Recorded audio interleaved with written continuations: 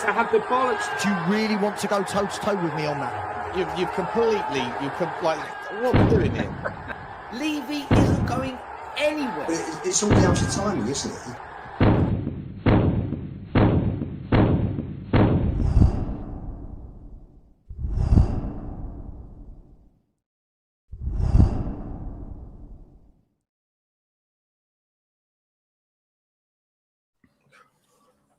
Hi guys, welcome to the Spurs Five. Hope you're all well. Sorry about the delay, but we're here now. What a few days it's been, huh? A bit of a nightmare if you're a Spurs fan. We've had the game that happened on Tuesday. Then we had to watch the other game on Tuesday and the results going there. But we'll get through it. First things first, guys, you know what to do. Please hit the like and the subscribe button. And if you like to listen to us while you're walking the dog or walking the wife, give us a listen on audio, both on Spotify and on Apple Pods. And not forgetting our sponsor, OK Jersey, down there below, where you can get some fantastic clobber, you know what sort of stuff. Whether you want your Jeremy Jacques, where you want next season's kits, or you want to get yourself a World Cup kit, go down there. Got some fantastic stuff and already great prices. If you use the code FIV515, you'll get an amazing 15% off at checkout. That's FIV515 for 15% discount. Well, before I introduce the guys, just to say, we're a club on life support machine. They haven't quite given us our last rites, but everything's going down to the final game on Sunday. Last 32 games, we've got a massive 4 wins, 9 draws, 19 defeats, and just 21 points, 21 home points out of the last 32 games. So anyone who's saying that the Everton game is going to be a walk in the park needs to think very carefully. I mean, it's hard to believe that this season, guys, is actually better than last season. I mean, last season we lost 22 games. This is an improvement. We've only lost 17. So I'll start with you, Stel. What are your thoughts going in? Well, first of all, let's start with the farce that was the Chelsea game. What are your thoughts on that game? Well, where do I start with this one? Chelsea. I think, Johnny, if we're going to be honest about it. How you doing, everybody? Sorry to interrupt tonight's episode of the Spurs Five, but Sean Butler all season long has been giving it the Billy Big Spuds, the Johnny Big Nuts, telling us how he's top of the table and how he's going to be the champion at the end of the season. So I just thought I'd leave this quick message. I'm coming for you. I'm coming for you. Sean Butler. I'm coming for you.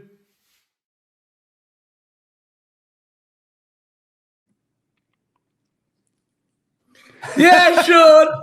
Yeah, Sean. I told you I'd catch you, Sean. That was the broadcast on behalf of the Monster Raving Looney Party. I told you all season long. At the end, I would get you. Woo!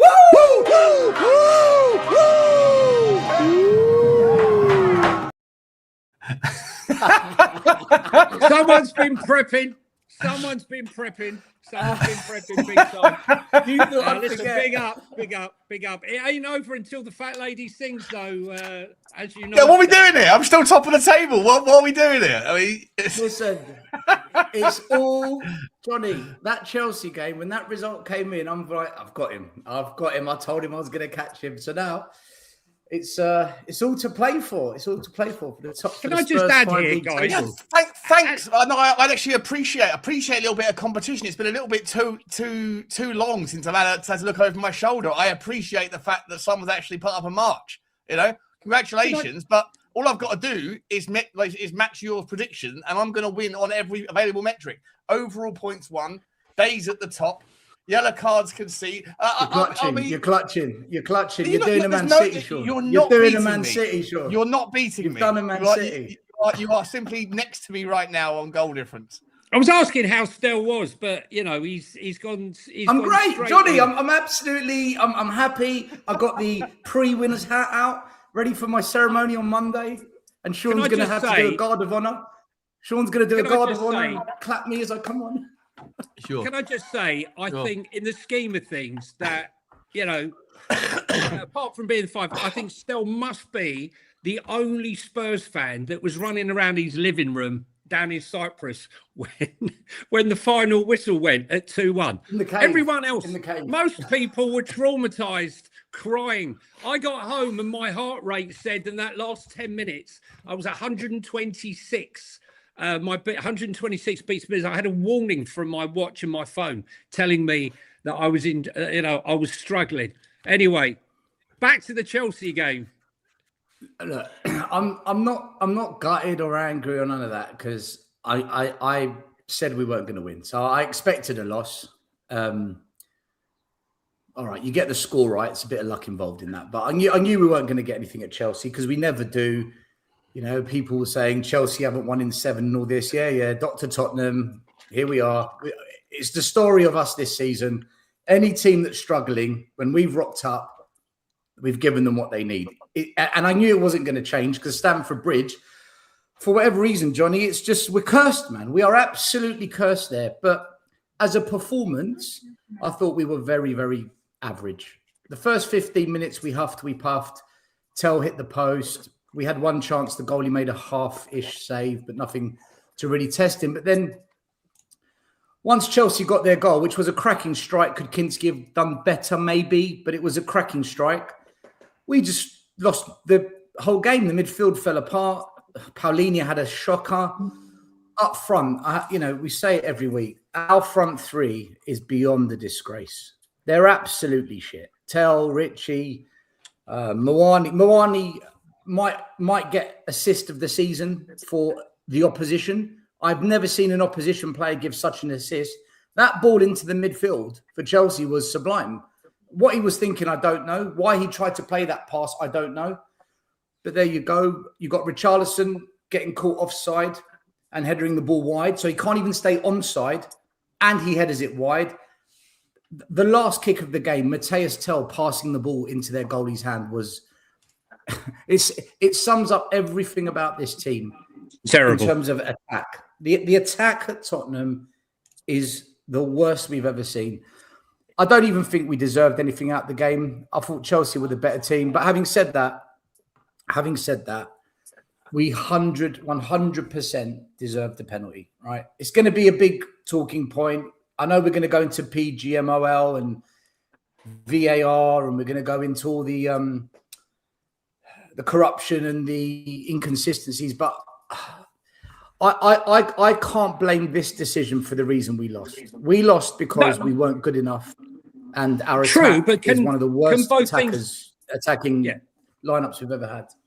Can I just say so, still, as Sean always says, can both things not be true, that we didn't deserve it? I mean, just because you don't deserve it doesn't mean you can't have it. And this should have been a penalty. So I've been bringing Sean here. What do you think, Sean, on this one?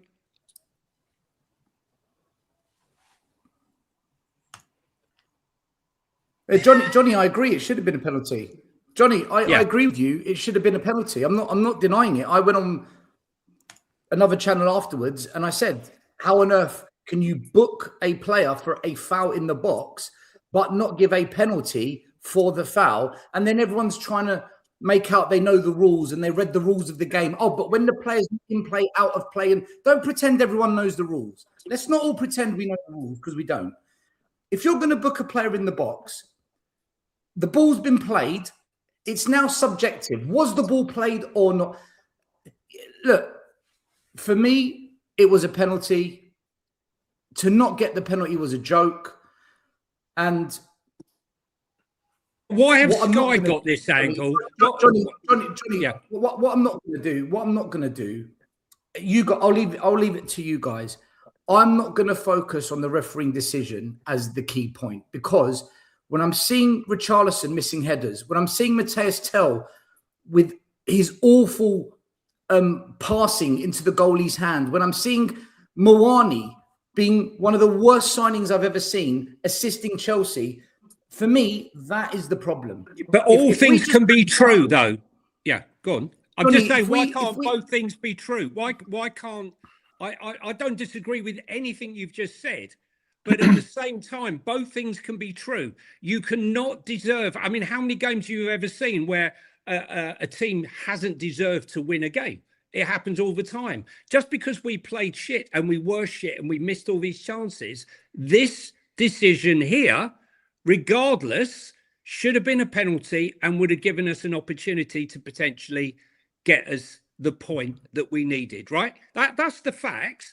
And, you know, the point here is what I'd like to ask, and I'll bring in Lubo, why is it that Sky have this angle and yet apparently VAR haven't looked at this angle? Now, you can look at the game against West Ham and spend 5 minutes looking at that to decide it's not a goal, 3 minutes to look at a handball, 4 minutes to look at a penalty. Why has it taken them this long to realise that when the ball is in the air, as we can see from this still, Mickey van der Ven is still on his feet and hasn't been brought down by Cucurella. Therefore, it should be a penalty. Everything else you've said is 100% spot on. Lubo, we'll bring you in now. Hope you're well. What are you thinking? All about good, this? thanks. All good. Good evening, everybody. I was sent the IFAB rule on holding from corners, and because the offence is this from Chris? Yeah, because the offence started before the whistle went for the corner to be taken, it's not a penalty. So basically, if that's correct, I've got to take it that it's correct. Then Cucurella can basically carry on fouling Van der Ven and get a booking and take one for the team so that Van der Ven doesn't score and get the equaliser. How screwed up is that rule? Seriously, I mean, that is utterly ridiculous. No, this is the PGMO trying to get the shit out of jail. That's absolute crap. Look, we've seen penalties given for players being thrown on the ground, right? Where's the ref cam to show where the whistle went at the time that the ball was in the air, right? That the whistle went beforehand. Where's this one coming in now? Is this the PGMOL now trying to, shift the blame to say, oh no, it wasn't our mistake because you've had so many, and now we're saying that, oh, the whistle blew beforehand. Johnny, the best video to prove who was right on that one is your video, the one that's going around on Twitter. You can see, it's so funny listening to you in the background because you clearly not sure what's going on. You go, what the fuck is going on? But the person next to you going, the ball's in play. The ball is in play. And you can clearly see the ball is kicked. And then a second later, they blow the whistle. Correct. But 100%. they're just denying it. They're denying it. They're saying the whistle's gone beforehand. It's absolute crap. It's absolute crap. And the point here is what Stel was saying, Lubo and Sean, is that Spurs didn't deserve it. And I don't think it's got anything to do with it. As you always say, Sean, one thing's got nothing to do with the other. Two things can be true at the same time. We played shit, we were shit, but at the same time, we should have had a penalty with the chance to get the point. Yeah, if you've had a bad day at work and you failed to get your assignment in on time, do you deserve to get run over by a car on the way home? They're two different things, aren't they? Doesn't matter just because just because you didn't play particularly well on the day, just because Tottenham have been shit all season, it doesn't mean that when those big decisions happen, we were still in the game. It was 2-1. A fair penalty should have happened. It wasn't. The referees that went out of his way to give the most ridiculous decision and then 30 seconds later, I'm not sure you come to it yet. It should have been a red card. I mean, it's out. Sean, look what we're doing. Not playing well does not mean the refereeing decision should all go. Let's go on to this. Let's go on to this. Look what we're doing. Look, Johnny. Look what we're doing here, right? No. We're focusing all our energy. Yeah. No, but hold on. The point I'm going to make is we're focusing all our energy on the referees. How about how bloody shit those attackers were? We said that though. We said that. We said it for 10 seconds, and it's all the energy. All the energy is going on the referees. No. Look, Chelsea haven't won a game at home since January. They were going to beat the record, their all-time record for the amount of defeats at home. Yeah. No one is denying, not one person here, not Lubo, not Sean, not myself, not you. No one in the chat thought we were good, right? What we're saying is two things can be true at the same time. How many games have you seen where they win? They didn't deserve that game. It's got nothing to do with it. We were crap. But it doesn't get away from the point that we were robbed of a certain penalty. And this incident here, where Delap has not even looked at the player, he's not even looked at the ball, and he's gone for the player. And we get the news today that he's broken his jaw, right? And we haven't even, there's not even an apology. That this will be the third time a referee should have sent a player off in a Spurs game. We're going to get another apology from the PGMOL. And it's right that every Spurs fan feels aggrieved that what's happening this season, that we are getting the rough end of the stick. It doesn't mean we would have gone on to get the goal had the lap been sent off, but it might have put them on the back foot. But we're getting the rough end of the stick because in January, when we were desperate for strikers and attackers, we didn't sign any. What has that got to do with a refereeing decision? Because we're focusing. No, because you're focusing energy is on the referees. Because what you're trying to do is make out the fact Tottenham are struggling because of referees. We are in part struggling because of referees. We are. And we're struggling because the strikers are shit, Sean. Your boy Tell stunk it out again. Richarlison was awful. Moani was a disgrace. Moani gave Chelsea the second goal. True. All of those if things Moani are doesn't true. pass to Chelsea, it's 1-1. If Moani doesn't pass to Chelsea, it's 1-1. But no, let's talk about the referees. We could talk about both things, but stop gaslighting Tottenham fans who actually think gaslighting. You absolutely are. You are absolutely. You put out two videos on your on your channel. You put out two videos just going in on the PGML. No videos about Moani. No videos about the attackers. Yes, there was. I spent the first my video after the game. The title of the video is PGML disgrace. Who gives a fuck what the title of my video is? The content of my video. Because that's what it is. Because that's what it does. Hang on. Wait. Stop. No, let me finish my point because you just accused me of something and you're wrong. You're flat out wrong. The first 5 minutes. The title of your video is PGML disgrace. Who gives a shit what the title of Sean Butler's video is? Who cares? I do, because that's where your energy's going. But you can put your energy towards whatever you want, but you're gaslighting other people and telling them what they can and can't talk about. No, I'm not. It's I'm just saying we're making excuses for shit attackers by looking. We're not making any excuses. We're not. They're shit. They're shit. Agree. They are shit. They played shit the entire season. No, you're right. No, you're right. Let's talk about the referees. Let's talk about the rest. You're right. Let's do it. You're doing it again. Now you're condescending. No, I'm agreeing with you. I'm giving you the floor. Let's talk about VAR. Let's do it. That's the most disingenuous side. That's the most disingenuous side. Stell, come on, mate. Stell, come on. Listen, look. Stell, as we said, both things can be. No. Let's do it. Let's talk about the referees. I think this elbow was a red card. Actually, I agree. This was a red card. No, I am. This is a red card. We've been done dirty. We should have got a red. Well, listen, we've been done dirty, Stell, because... No, let's talk about the refs. Let's do it. Hang on, let's talk about the fact that this is a player that might not be able to play on Sunday in the biggest game we've had for 50 years. Yeah, we're going to talk about it on this channel because this is a Tottenham channel and this is relevant. This is massively relevant, right? The guy didn't make any attempt to play the ball. He had his eyes on Jed Spence and he went in with the elbow and he broke the guy's jaw. In any shape, way or form, that's a violent conduct and that's a 3 to 4 game ban, right? That's it, end off. Nothing happened.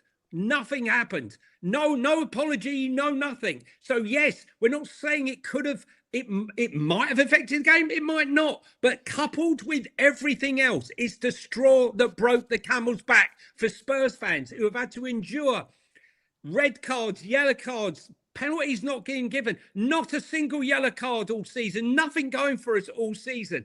And this, when we need 1 point, the penalty and this could have been deciding factors. So Spurs fans have got every right to bring it up, but at the same time say the players and everything else was shit. What do you reckon, Lubo? Sorry, mate, I'll bring you in.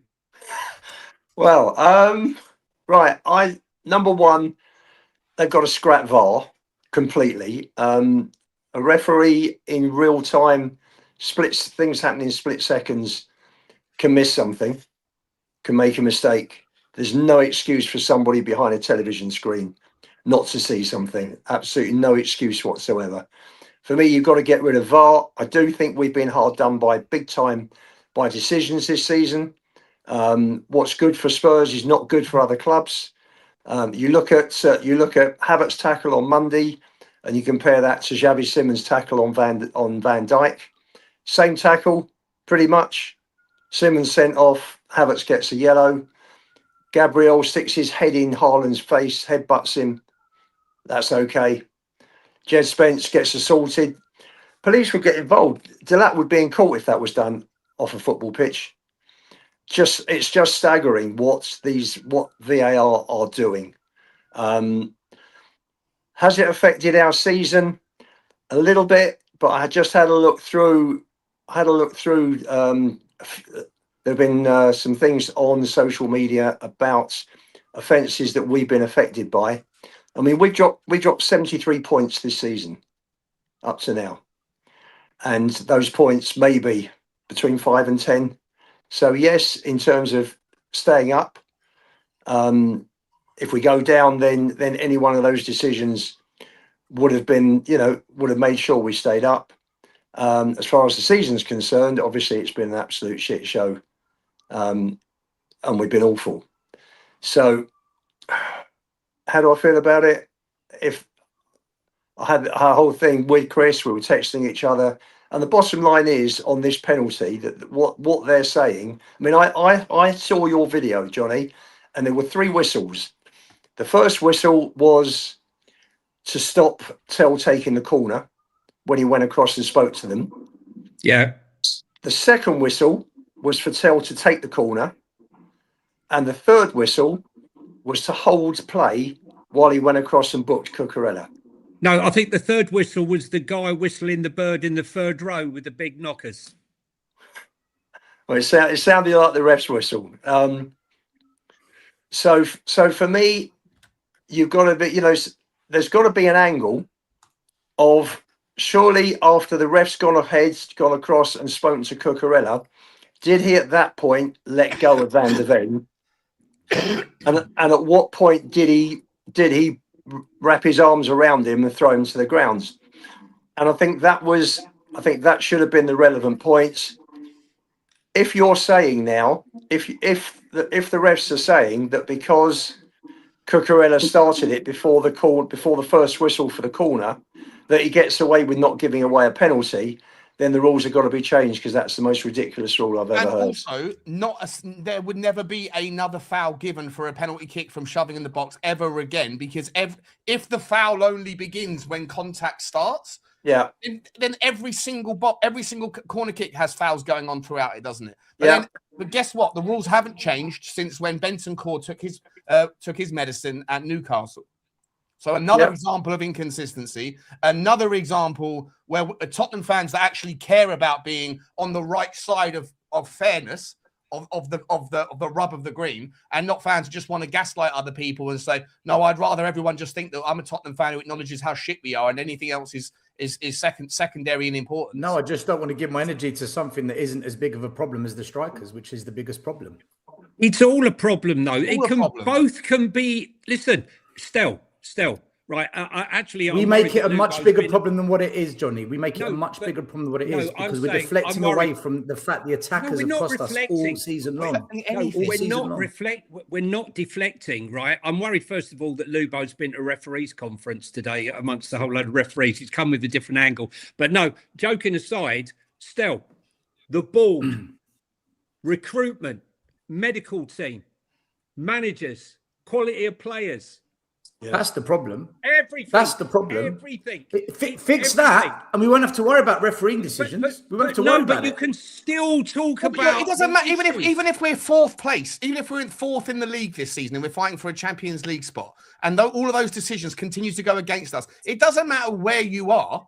The fact of the matter is that decisions are still going against you. Arsenal, in all likelihood, wouldn't be champions if it wasn't for the unbelievably consistent theme of them getting every single inconsistency. We can't say Arsenal won the league because of the. Oh my God, what are we doing? You can absolutely make a strong argument. What are we doing? This is guys. This is. I'm sorry, isn't there? There's a poll going around from Squawker that Arsenal have got 18 decisions in their favour that could have gone the other way.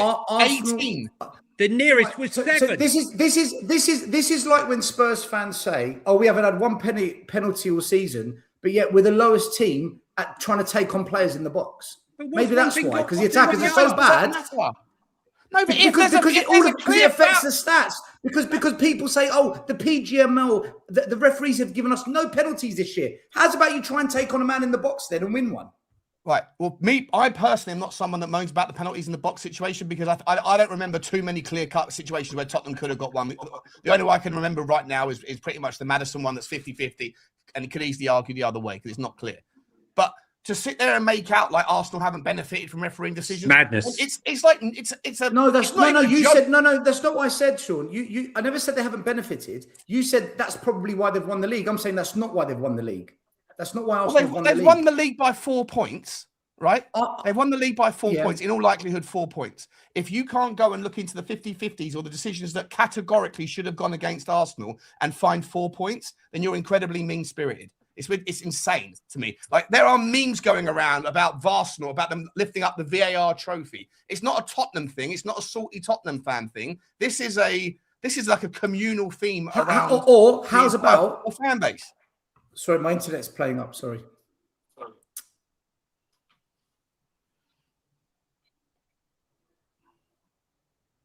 Sorry, my internet was playing up. I heard the last bit. Sorry, Sean. Well, so my point being that it doesn't matter where you are in the league. It doesn't stop you having the right conversations around how bad everything is. I just don't understand why. Well, I do understand why certain fans are doing it. Like, Stel, I believe the reason why you don't want anyone talking about penalties is because, or about that's bollocks, Gary. By the way, don't be disingenuous, Gary. It's because you want everybody to be focusing on ENIC, and that's fine. I know that that's your whole modus operendi, but that two things can be true at the same time. That's all that anybody who is on this side. Because that is the biggest. Because ENIC is the problem, Sean. Because ENIC, Sean. But that doesn't mean that the refereeing decisions are like non-eventful or not important. Arsenal fans you want to talk about it because you've got an agenda at play. Right. You want to talk about those 4 points, right? Arsenal won the league by 4 points. Okay. Against Man City twice this year, we played our hearts out and turned up and took 5 points off City. When we played Arsenal this year twice, we pulled our own pants down and they injected us and we said thank you very much. How's about we turn up against Arsenal in just one game and not just turn up against Man City? Because that's it's the whole league. Hang on. It's still like that. They're two different conversations still. When you're talking about the PGML helping Arsenal win the league, we helped Arsenal win the league. We gave them 8 goals in 2 games, Arsenal. Sure, we're not saying that. That's a game of football. And against Man City, we were brilliant. That's a game of football between 22 players where you win some, you lose some. Sometimes you don't, sometimes you do. You do not need the 12th person in that conversation. It's a 3-man marriage, right? You don't need that. You don't need the referee getting involved in the game and disabling or dismantling the level playing field. Okay, that's what's happening. That's what's happening to certain teams at the bottom, and it's certainly happened to certain teams at the top. This is not a conspiracy theory. 90% of the entire footballing community are looking at Arsenal's luck this year, with the refereeing decisions, and thinking that something's going on. Thinking that there's something going on, especially with Masters, the Premier League chief, saying, we want a new champion every 6 years. Okay. And it's beyond the realms of possibility, Steph. When you look into what's happening in American sports and the betting syndicates that are going with organized crime. You look at what's happening in Turkey. You look at what's happening all across the European football. The notion that these people are non-corruptible is madness. It's you say a lot of this because you want to subconsciously promote the rabbit ramblings down the rabbit hole channel, which is all about conspiracies, right? You started promoting it. He started promoting it last week. Subscribe and comment. Sure. Still, hang on a Yeah, second. there you go. Right. Hang on a second. Johnny, Still. right? Arsenal finished twice. 3 seasons in a row. And what did they do this summer? They brought in a new football director. They signed Eze. They signed Zubimendi, Hincapié, and Gyökeres. We know that, mate. Right, You're that's arguing, why we're they've not won the arguing league. that. Johnny, but that's why they've won the league, because they kept building the squad and investing in it. Still. They haven't won the league because of like, the PGMOL. Arsenal won the league because they built the best squad to compete in more competitions than anyone else. Both things can be true. The reason, look, you can understand. And why I hate Spurs Arsenal. fans, I freaking hate them. You can understand why Spurs It's the fans truth. feel this way when we have a situation where one referee has failed to send off Rodri. He then gets another game for Spurs, having complained about his performance, and the PGMO come out and apologise and he got it wrong. The next game he comes out and referees us, he gets another one wrong for failing to send off Brian Broby. There are countless situations where we have not benefited, we have been punished from the situation. And as Sean says a million times, right, all things can be true. What you're saying is correct. The club have let us down. They let us down with the management. They let us down in January. The medical team have let us down. Last season was a massive warning. 22 losses last season, right? I see someone said to me, oh, we've done better this season. We've only lost 17. We've improved, right? We haven't. The league's improved. We've got worse. And like the thing is that we are entitled to feel the way we are. But let me tell you, we are not alone. I have never seen any champion in the Premier League since I can remember watching the Premier League where universally, from Manchester United to Bournemouth to Brighton to Leeds to wherever, universally everyone is rounding on Arsenal being the worst team ever to win the title, playing the worst football, right? And in the manner they haven't. Who cares how they play, Johnny? Who cares how they play? I'm just saying, right? But what's the point of that? Coupled with What's that, the point you're trying to make with that, though? The point I'm trying to make is coupled with the fact that they spent all the money and got the help, massive help. Gabriel not being sent off for the headbutt. Havertz not being sent off for a blatant card. Yeah. Havertz should have got a red card. He should have got a red card. I agree. There's so many of them. And that wouldn't have affected their results. That wouldn't have affected anything. But I said that when it happened. Johnny was watching the game live and he was commentating, and then I went and watched it. It was on this stream, and I said that should be a red card. But at the same time, so you acknowledge that, and that's just 2 in the last couple of weeks. Over the last 38 games, there's about 40 examples of Arsenal being on the right side of it. And when you align it with what Masters said about a new title trophy, a new title winner being part of the Premier League's strategy, like they should have some impact. We sound like Spurs fans that can't handle the fact that Arsenal's the best team in England and we are dog shit. That's what it sounds like. Once again, I don't know. It's like talking to a brick wall. No, I get what you're saying. True at the same time. Arsenal are the best team. Congratulations, they're the best team. They play the most bastardized version of football. They've destroyed the game. They are the worst winners I've ever had. They played winning football. They played winning football. Congratulations, you won the title. Well, how did they get to the Champions League final then, guys? How have they done that? No complaints. No complaints. Exactly. That's a sign of how good they are. The reason I know they're the final. best. You're not listening. It's like in one ear. I am listening, Sean. You're clearly not listening to me because I'm literally saying, congratulations, they are the best team. They are the best team. You're saying it's played a big enough factor for them to win the league. And Enid and all of those conversations that you want us to focus on all the time, which is protest the owners. Well, I'm sure we're going to come to that in a little while. Right, there's an opportunity to do that. No, I'm not saying protest anymore, Sean. I'm against protesting, by the way. Let me finish the point. All right. 100% of anybody's energy can be wherever it wants to be. But for those fans who have agendas at play, who only want to remind people about how shit we are because for whatever reason, they're not interested in those conversations, that's fine. But don't gaslight Tottenham fans who can sit there and work 2 things. I can chew and walk. I can chew gum and walk at the same time. I can sit there and acknowledge how shit Tottenham are. I can acknowledge how good Arsenal are. And I can also sit there and look with 2 eyes and 2 ears and look at 38 games of evidence and say it's entirely plausible that something else is going on with the refereeing decisions in the Premier League. It doesn't just affect Tottenham and not just Arsenal. And it's entirely plausible that Arsenal are owned by the Cronkies, who won the NFL, the Stanley Cup in ice hockey, the NBA title, every sports franchise the Cronkies have bought. They've won the most prestigious trophies. They've gone to Arsenal and they've done the same there. How's about Arsenal have got an ownership that just win? Is that plausible as well? Sure. And that's my angle, Sean. That's how I look at it. They've just But got I'm not owners gaslighting that know you. how to do I'm it. I'm not denying any of those things are true. You're sitting there saying that the idea that the referees, it's impossible, that these guys are uncorruptible, that mistakes happen and that's No, it. I'm saying that's not why Arsenal won the league, It all evens Sean. itself No. out in the end, and let's not bother talking about it because we look like bad losers. That is a shit way of approaching a very serious topic. No. Because there is a chance there's something bigger is at play with regards to referees. 100%. And if every They fan wanted was to it. take your approach, it would never get looked into. It should be spoken about. It should be called out. It's corrupt then. All right, it's corrupt. I mean, I'm not saying it that's where is. you I'm wanna saying go it's with it. plausible. But if everyone just goes, "Oh no, worry about your own shit. Don't worry about things," then no one's ever going to look into it. This is how the fucking criminals win, by calling people crackpot conspiracy theorists. When actually most conspiracies turn out to be true. Rabbit hole ramblings. Like, subscribe, and comment. Sean, I'm done. Sean, things do get looked into. Man City have got 115 charges against them. Chelsea has been fined. If something wrong has been done, it will come out eventually. But Fine. for me, Come on. Hang but on. for me, Fine. at the start of this season, both Johnny and Lubo said, we think Arsenal are going to win the league. And they were right. They were proven right. You both called it. Do you remember, Johnny and Lubo? You said Arsenal would win the league. No, I Remember? did, but I there you go. did because of the What's that money got to do they with anything to do invested. with the But referees? So don't tell me got about the nothing to PGML and Arsenal when they predicted Arsenal were going to win the league anyway. What has 9 that months got to ago. do with anything? Everything. Because It has Arsenal nothing. won the league. Because you're trying to make out that Arsenal won the league because of refereeing decisions.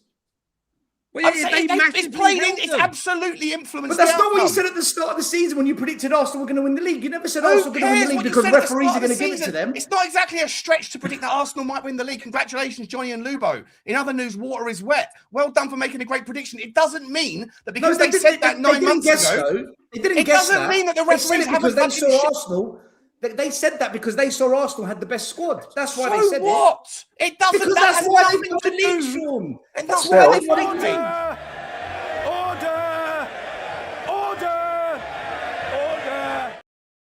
They're mental. It's like I honestly, I don't understand. It's like saying that pillow is soft. No, it isn't. It's pink. What are we doing here? It's like two different. Let me bring in conversations. Lubo. Hang on. Let me bring in Lubo here, guys. Have a rest, guys. If you're watching in the chat, hit the like, hit the subscribe, get your popcorn. You've had some good entertainment, right? You've had the entertainment. This is what you come for. This is what Spurs fans have descended to. We're arguing about Arsenal. We're arguing about that. The truth is, before I come to Lubo, Spurs were shocking. This was a major game against a team that couldn't find a win. We never turned up. We were shocking. We tried to play in the last 15 minutes, playing shocking horseshoe football. The only thing is we had a morsel of luck that we should have got a penalty. One thing has got nothing to do with the other. Both things can be true. We were shit, but we were also robbed of a penalty. Lubo, over to you, mate. What did you actually think of the game, mate? What I think of the game, I thought we started off very well. I thought right up to when Chelsea scored, I looked at 10 it and I minutes? thought, well, they scored on, I think it was the 18th minute, wasn't it? They scored. So, and I just thought, that was their first shot on goal. I think. Was it the first or maybe second? I think Palmer had a shot, didn't he? That Kinski, that was an easy save. But I thought Spurs played well. There was some really nice triangular football. There was a nice move. Remember, Bentancur played it into Porro, laid a lovely ball, first time pass, straight into Moane's path, down the wing. Again, the final ball was awful. And it sort of just went a bit pear-shaped after Chelsea scored, right the way through till the 75th minute. And should he have brought the subs on earlier? Probably. I think Paulinho had an absolute shocker. I think his head had gone. He was left out. He found out, I think, Tuesday afternoon that he wasn't in the Portuguese squad for the World Cup. And he put in a performance that was the worst I've seen all season by a mile. I'm putting 2 and 2 together. I might have 6, but I don't think so. Can you add Richie into that? Because Richie looked like Yes. he was He also found out that day that he's not in the Brazilian squad. Yeah. Paulinho found out he wasn't in the what's name squad, and Destiny found out that Italy weren't in the World Cup. Yeah, no, it's. I just thought from Chelsea's goal onwards, I thought we were poor. We came back the last 15. It was a shame. For me, I'd have put Sarr on for Paulinho, and I would have put Spence on for Porro, because I think Cucurella absolutely smashed Porro to bits on that down that wing first half. He's very good technically. He's good going forward, Porro, but he can't defend to save his life. He plays one good defensive game every so often, like he did at Villa. It was a shame, because came away and we were just so disappointed that this was a massive game, and they didn't turn up really. Just in fits and starts. It was poor. I thought De Zerbi should have made his subs earlier, and we ended up on the wrong end of a 2-1 scoreline. It was a shame, because for me, I thought just maybe I tipped 2-1 like Stell did to Chelsea. It's been there so many. I go every year, and and it's the same conversation in the car coming out. Coming home. And you just want to see Spurs go there, turn up, and play well. And it's typical Tottenham to take us to the death, isn't it? To take us to Sunday. Nothing can be made easy. That's what Spurs is all about. And I'm still sticking with the fact that I think we'll survive. I'm starting to worry a little bit more, because you just don't know what sort of, we got Michael Oliver now refereeing, and we've got Tierney, who I think was on VAR, who I think was the VAR guy on Tuesday night at Chelsea, I believe. This is the guy that didn't flag up Can a we red just stick card to the Chelsea game for a minute, though? Let's stick to the Chelsea game for a minute, as we do the Everton game. No, I'm saying that Tierney was the guy in Stockley Park who didn't give the red card to Delap. Yeah. So that's a worry. And you come back to, I thought the referee lost control for about 15-20 minutes in the second half. It was going off, and he lost complete control. First half he was okay. It worries me, because we've been talking about the impact, the effect that referees are having on the game, and have had this season. And I just want to talk generally. I mean, it's not just here; it's in Europe with VAR, and you look at the penalty given against Alphonso Davies when Bayern Munich played in Paris against PSG. Just dreadful. These are just horrendous decisions.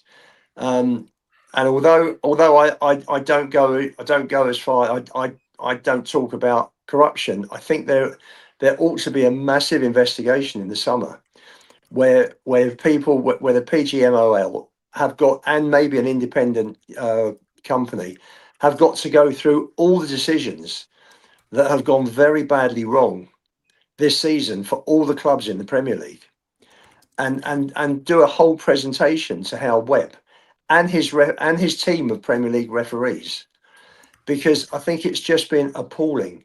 It's just been appalling. And yes, Arsenal been at the top the whole season, and yes, it's been anti-football. And I think Fabregas played lovely, expensive football a couple of years ago and came second, and probably thought, the only way I'm going to win the league is playing this way. And he was definitely helped with protection from the referees, and referees that gave them, the lion's share of the decisions. So it's very frustrating.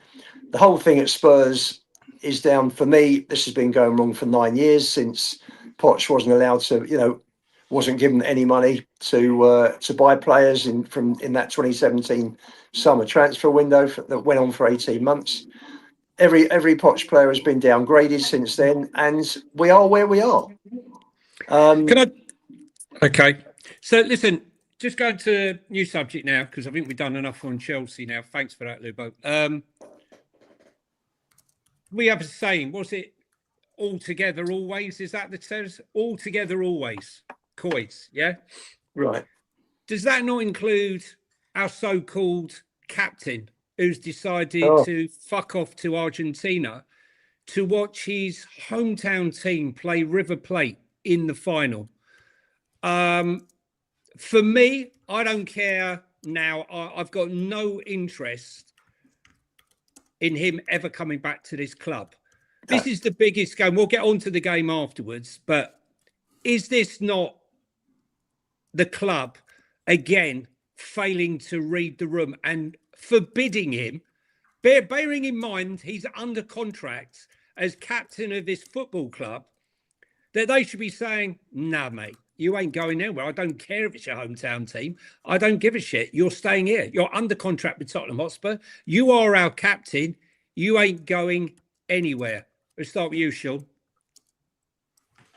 Yeah, for anyone that's known my takes on Romero over the last 3 years, I'm sure you won't be surprised to know I'm disgusted.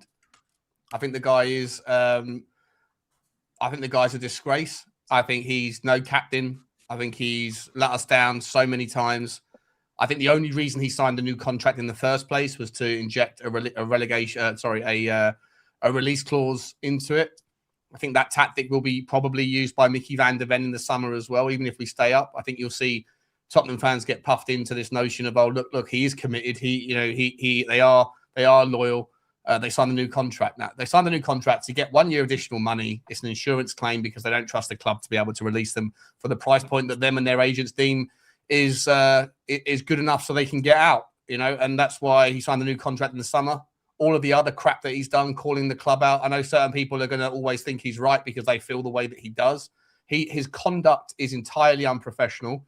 His behaviour is entirely unbecoming of a captain of our great football club. And the sooner that bozo is out of here on a permanent deal, the better. Can't stand him. I don't rate him. His talent is unquestionable when he wants to be. His inconsistency, his volatility in his decision making lowers his overall rating for me. I don't think he'll get into as great a team as he thinks he can, because most teams that are better than us have standards of conduct that he won't be able to meet if he carries on with the same sort of vein of form. I think he's petulant, and as I say, more importantly, I think he's someone that is disloyal, and I think loyalty should be at the very epicenter of the conditions or the personality traits that you're looking for when you're looking to someone to be wear the captain's armband of Tottenham Hotspur. And he hasn't shown any. And this particular one is the latest in a long line of stabs in our back or in our heart, however you want to see it. He could have been there for the last game of the season, but his priorities have always been elsewhere. His priority has never been as Tottenham. He's always seen Tottenham as a stepping stone, and I've got no time for the guy at all. None. The only reason he stayed last summer was because 2 Spanish clubs balked at the price that Spurs wanted for him when they made inquiries. That was the only reason. So he signed a new contract and upped his money. Well, we're speculating. Sean and I have speculated. I'll bring Stella in a second, but we speculated between the two of us on the channel that can't be mentioned, which is called Football Inc., that the inserted clause in there is rumoured to be a lot lower than most of us would have expected. Well, his dad came out and said it, didn't he? Romero's dad came out and said it, that it was between 40 and 55 million euros, which would be 37 and 50 million quid or whatever, give or take. Which won't replace us, which wouldn't give us, we'll say quality, but it wouldn't buy us much in today's market. What are your thoughts, Stel? I think he's off. I don't think he gives a shit. I don't blame him for not giving a shit. Fact that he's gone. I think the fact he's gone to Argentina has told us that. But I mean, he should never play for this club ever again. I think he's gone. I think he's gone from the club, not gone from the UK. Do you think the club have decided that and said to him, "Get out of this club. We don't want your aura around the club"? No. I think the club's got no culture, and the club's got no discipline at all. We saw it earlier in the season when players told Frank to do one, didn't want to shake his hands and stormed off. This club's been in disarray for years. Romero, Wrong, right? Yeah. Of course it's wrong. Romero is a resemblance of the toxic culture that is Tottenham Hotspur. He is a reflection of what the club is. He wants out. He's going to go. He doesn't give a shit. I don't think the club gives a shit either. He joined in 2022. He's played under seven different managers in 4 years. He's given up. He wants out.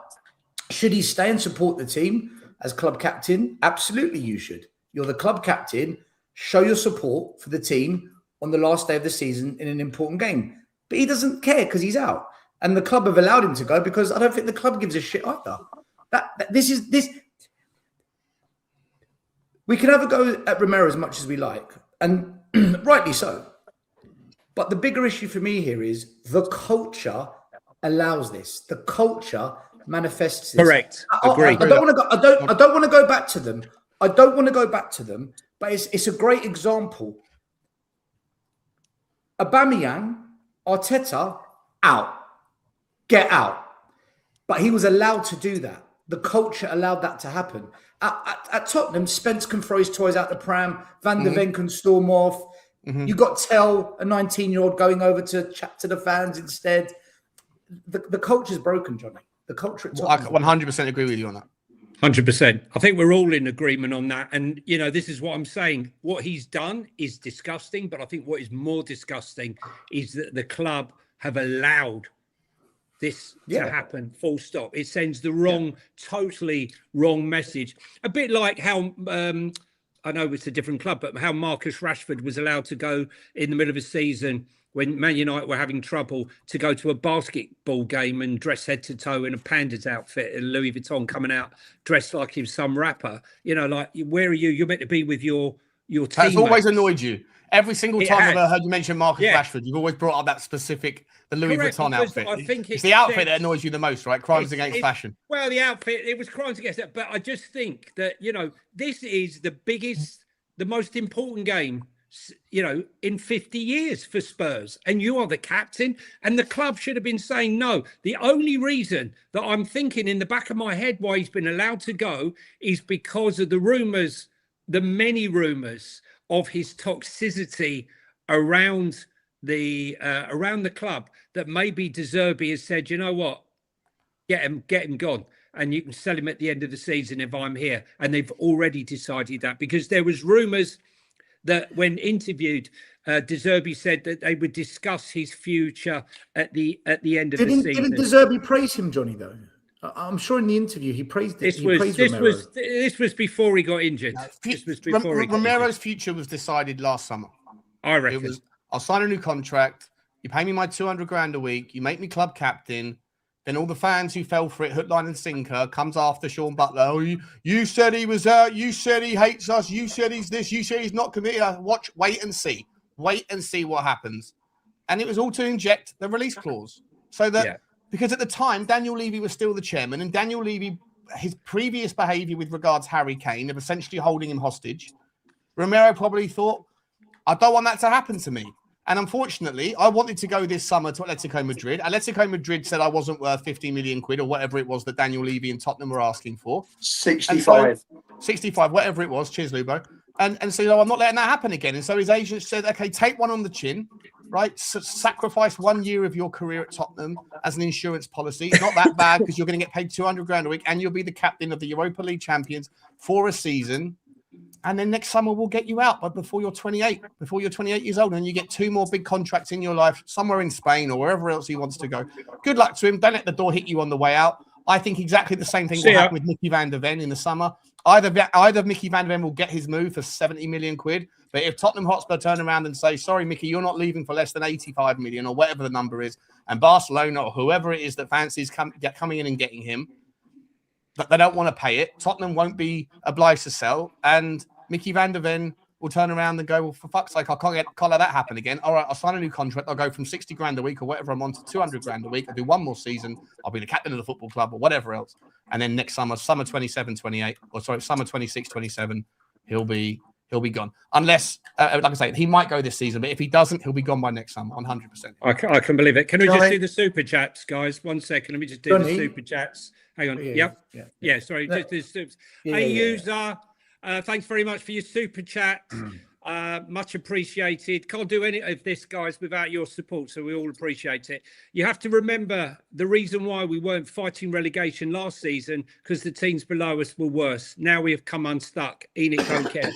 As we said, a user, that last season, although we lost 22 games, the first team ever in Premier League history to lose 22 games and not get relegated. This season, we've only lost 17. So the league, the competitiveness of the league has improved. The teams coming up were far better than most people thought. So thanks for that. Let's see the next one.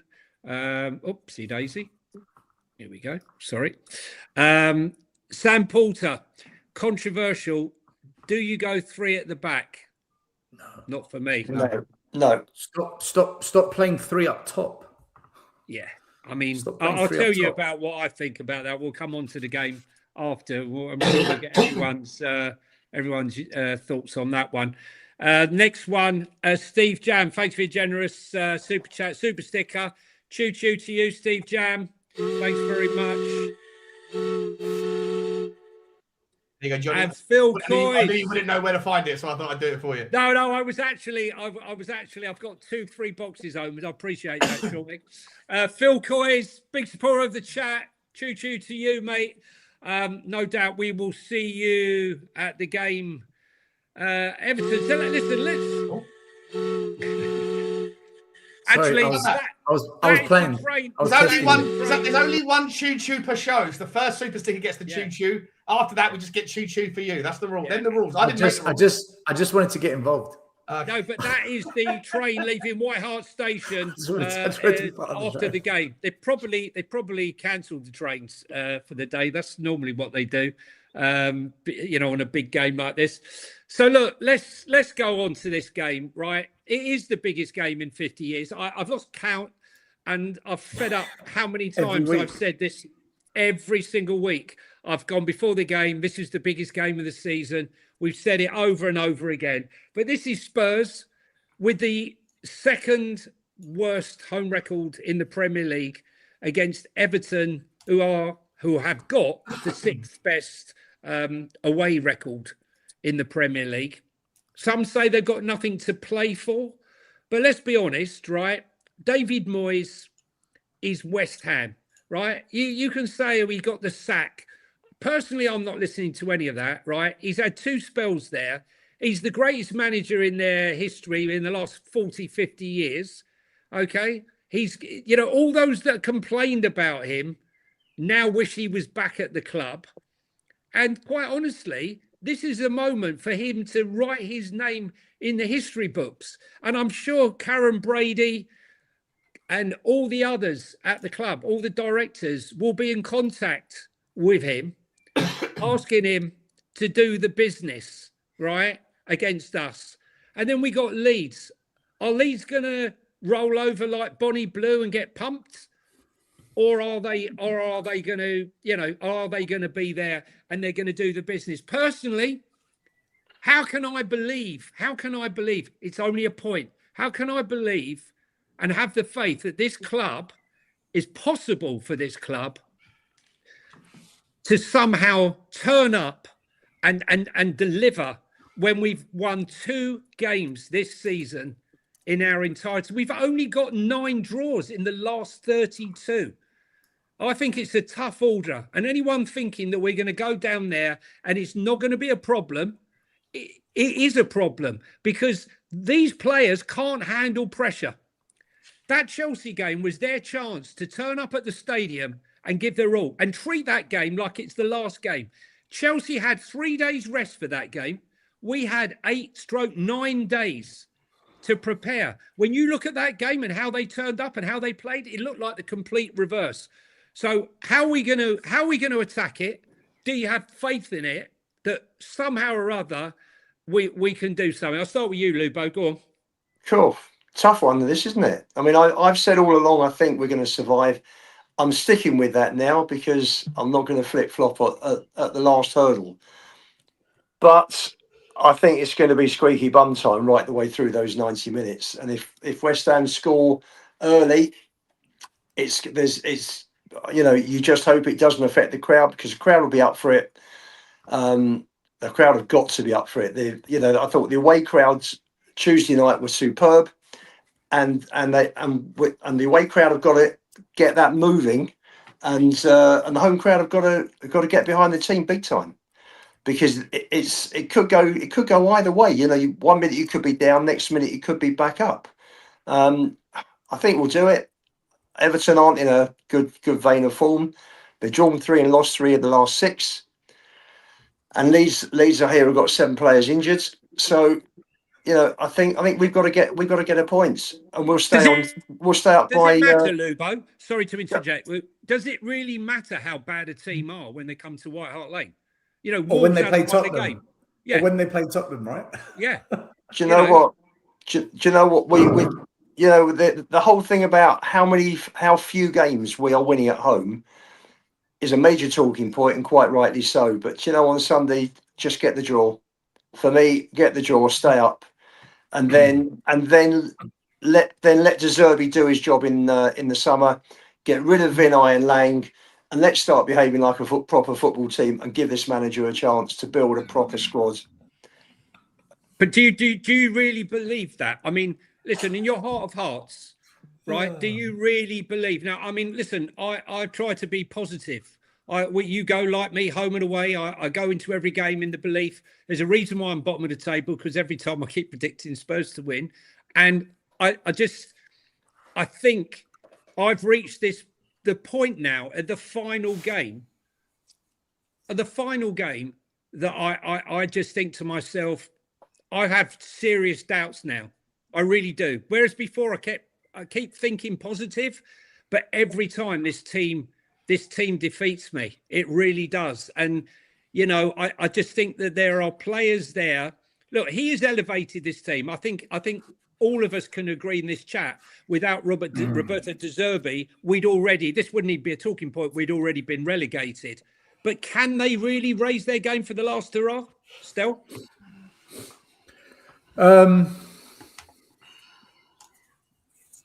No. I think the pressure is going to get to them. We're not good under the pressure. Now we're doing this bus parade business again. I mean, I'll come on to that in a minute. It plays into the game. I mean, it worked so well for us last time. Let's do that again. I just think the players need to be really relaxed, just not feeling the weight of the fans, which is why we normally do better away from home, because there's hardly any Spurs fans there. I think they'll buckle under the pressure. One thing I do want to say, because a couple of people in the chat were saying it, and I have to say I think it's absolute nonsense, is don't talk about the attack. What about your defence? Let me just show those people that want to criticise our defence, right? Since De Zerbi's come here, we've gone from 17th goals conceded to 5th. XG against us, we're the best. Shots on target faced against us, we're the best. XG shot per. He has improved us defensively. He has. Massively. Right, so people that say, oh, you want to go after the attackers, what about the defense? You're dumb, you're stupid. No, the data proves it. Our problem is, but the Enzo goal in defence, if you look at the Enzo goal, Johnny, you're right. But the Enzo goal was old Spurs. Would you not say, not closing him down? Not closing him down, but I think what I've noticed under De Zerbi is the attack has not improved. We have not improved attacking wise, and that's a player problem, because I think most other parts of the pitch we have improved. Defensively, we're much better. The only thing that's let down De Zerbi defensively, and it's out of his control, is individual errors, like Danzo not clearing a ball, bozo moments. We had a bozo moment recently as well. I can't remember which game it was. Kolo Muani. I mean, him passing the ball into Matthias Tell. Right, there you go. Right. So that Matthias Tell penalty he gave away, you can't blame that on any manager. So defensively, if you look at the shots coming at us, the fewer chances teams are creating against us, the quality of the chances, the XG, all these numbers have dropped, which is saying to me we have improved defensively, but individual errors that's out of the manager's hands has cost us. But up front, Johnny, this is my concern. Up front, we're toothless, and they've got a really good goalie. Everton have got a really, really good goalkeeper. So I just don't think this game is going to go the way we want. Having said that, you'd be an absolute muppet to predict what's going to happen on the final day in this league. I mean, good luck to anyone trying to predict it. But I think the pressure is going to get to us. What about the rumours? What do you make of this? What's that? Well, apparently rumours are that Paul Pogba is going to get his first game playing against Spurs for Everton. Is that Paul Pogba? Yeah. Yeah. Oh, yeah. I mean, he'll probably score. Bring it on. Probably get an assist. Bring it on. He's a Tangy and Ndombele type. Waste of space. Unbelievable talent. Yeah. It'll probably break someone's leg and not get us sent off. But it was just like, where's that come from? Do you know what I mean? I mean, really? I mean, the league want us to go down, I believe. I believe so. What do you reckon, Sean? What do I reckon for Sunday? I think that all Tottenham Hotspur season ticket holders should stay away, sell their ticket on the exchange to fans that don't bring the same juju and bad luck that they have brought all season. I've been to the vast majority of home games this season. I've only seen one victory. That was the first game of the season with you and Ricky Sachs, Johnny. Apart from that, I've not seen anything. That was, Burnley game. That was it, right? And I barely watched that game. I spent the whole time talking to Ricky, so annoying the life out of Johnny and everyone around him. But the game itself, look, I think you've got to play for the win. I don't think you play for the draw. I think you need to get 1 or 2 goals up. I don't want to leave it to any of the kind of 50-50 refereeing decisions, not to get back onto that old story, but I don't want to let it come down to that sort of thing.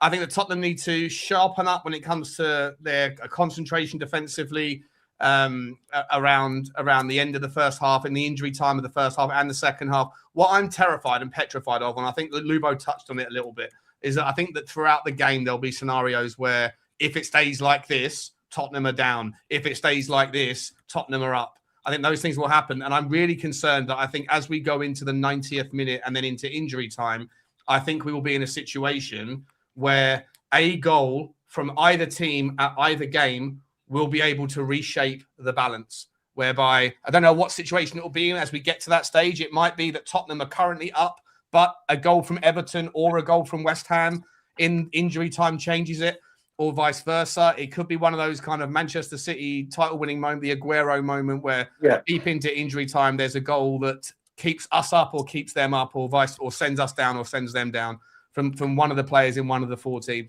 That to me is the terrifying prospect. My heart rate. I remember Johnny was talking about it the other day when he said he got a warning on his phone. I remember a few years ago, it was early in 2 seasons or 3 seasons ago. It was early in the season. It was like early September, and I was wearing an Apple iWatch, and I got a notification at 15 minutes past 3 saying, "Is everything okay? Your heart rate is unusually high considering you haven't had any movement in the last 10 minutes." And I think that's going to happen again on even more so. I think that it's going to be the most uncomfortable 90 minutes of football that any Tottenham fan and West Ham fan probably have experienced. I really hope the Tottenham turn up. I know we're going to come on to the whole bus parade thing and the protests afterwards. I'm not sure how I feel about that. I think we'll talk about it. But yeah, I'm really concerned, if I'm honest. I'm really genuinely concerned. And that's why I'm as passionate and angry about things like what happened the other day at the Chelsea game. Because if that doesn't happen and Tottenham do get the penalty and put it away, then we wouldn't be in this situation. And, the prospect of Tottenham going down is very real. It's very, very real. And at the moment, I don't think our home form puts us in a position to feel as confident as the betting market suggests. The betting market suggests that I think we're 10-1 to go down or 11-1 to go down. And West Ham have like 6-1 odds on to go down. I don't think that that's reasonable betting prices. I think that West Ham have got more of a chance and we've got less of a chance than that suggests. The one thing I think that goes in our favour is, unless I'm mistaken, De Zerbi hasn't lost at home yet in the Premier League, right? He's undefeated at home. So You know, but I don't think you can play for the draw. I don't think Tottenham are good enough defensively in the moment. I don't think the fans will be too nervous to be able to, and that will just emanate and participate in the kind of in the game state. So we have to play like we need the victory, and I think we're better when we're on the front foot anyway. So that's the way I'd go about it. I think the key point for me that you made there, Sean, was about concentration. Because without the Danso error and without the Tell error, we've won those 2 home games, and there's 4 points, regardless of what refereeing decisions went on Tuesday. Moane's pass across the box, if he across the pitch, would we have got the goal back? I don't know. Chelsea, you just don't know, because the game changed. We know with the centre and with them scoring, us taking the centre, it could have been different. But for those 2 mistakes at home, we'd be out of it. We'd be clear. And I think that's the key. As long as we're at it, as long as we take the game to them and we don't make these stupid mistakes, then I think we'll get home. I think we'll get there. When you look, Lubo, at this, surely Johnny, can I just finish my set? Right, there you come in. I could just say it can only be Spurs that could find them in a situation like this and actually go and get relegated. When you look at the most of the scenarios here for us to stay up, you just know that Spurs will find a way. I mean, look how many scenarios there. I mean, there's 9. There's 9. Johnny, sorry to interrupt. This is a really complicated way of saying that Spurs need a point. I understand that, but I'm just saying when you look a point and West Ham can only score 11 goals. Yeah. Yeah. I mean, this is what I'm saying. He said, when you look at it, it's just ridiculous to see, like, you know, how many permutations we still stay up, and yet we all know that Spurs are capable of not achieving any of it, which is the big worry. Let's come on to the next thing, which I think has pissed a lot of people off, and I think a lot of people are conflicted about this, and this is the parade. We remember the last parade when the thousands and thousands of Spurs fans answered the call to go and support the club in a massive 6-pointer against Nottingham Forest. They turned up in their thousands, men, women, kids, grandpas, grandmas. They lined the streets. It was a fantastic turnout. And what did they see? A blacked out bus that could have carried the Lewis kids in, for all we know. No one knew who was on the bus. We have to take it from their word that there were, in fact, Spurs fans on the bus. It was a bit of a farce. Everyone felt really cheated. It didn't look good, especially when the Nottingham Forest players came in a clear bus and didn't have any problem being seen or taunted by the Spurs fans. In fact, it fired them up because they went on to win the game 3-0. And we were ridiculed, and quite rightly so, after it all. So it's been very quiet and nothing's been said. And then we hear the news today that Roberto De Zerbi has asked for this parade to take place once more on Sunday. I'd like to know what you guys think. Personally, I think that only because De Zerbi's asked for it, I'd be willing to entertain it. But in my opinion, the energy should be inside that stadium, and the club should be the ones footing some bill and making the effort to make something special inside that stadium, rather than asking, as per usual, the fans to rise up and do their bit again. Because the reward, should we rise up and do what we have to do, we'll be paying for it. Okay. I know there will be a protest for a change for Tottenham after the game, win, lose or draw.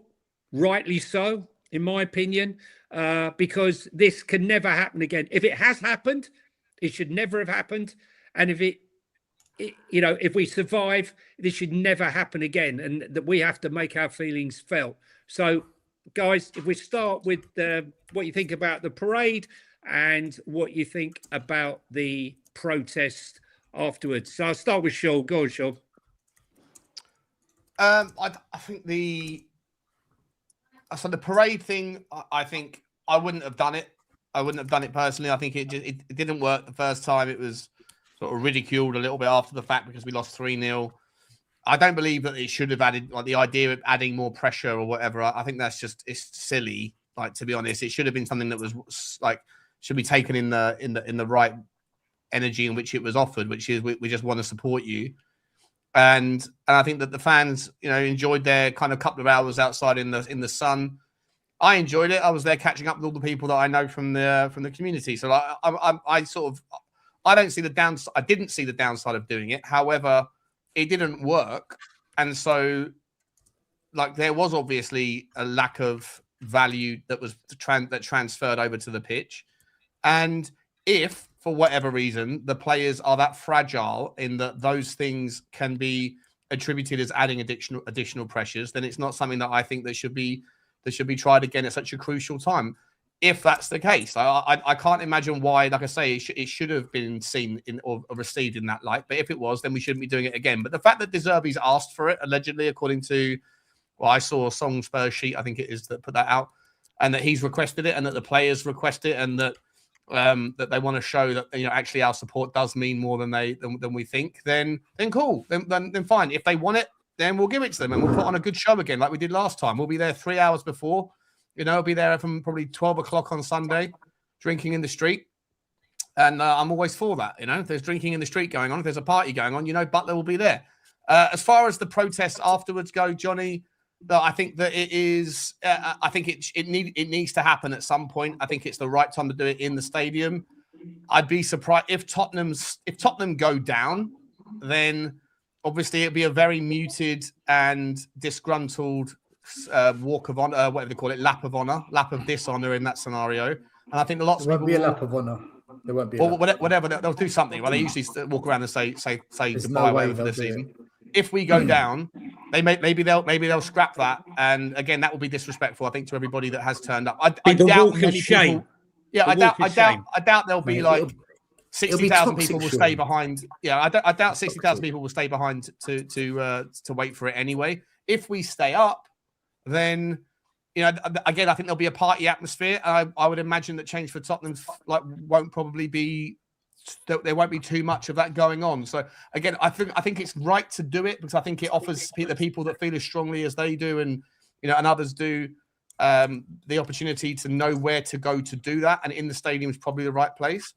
Whether it will land or otherwise, I'm suspicious. I don't think it will. I think that the only scenario in which it gets the sort of return that people would want to see is if we go down. So, and then I don't necessarily think that there would need to be change for Tottenham for that to happen. I think the fury and the uproar would be absolutely insane anyway.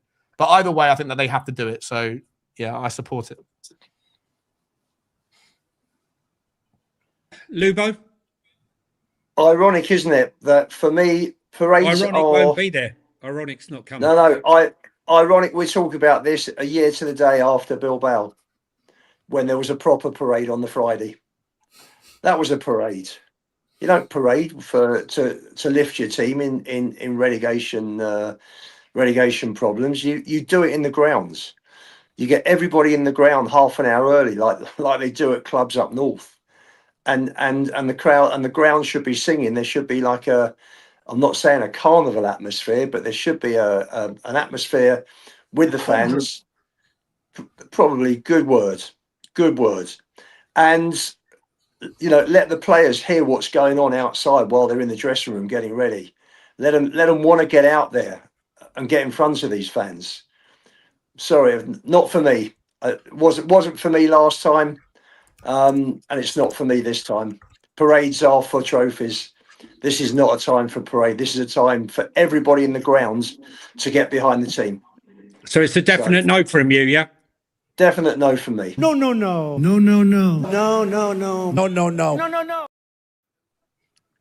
Absolutely.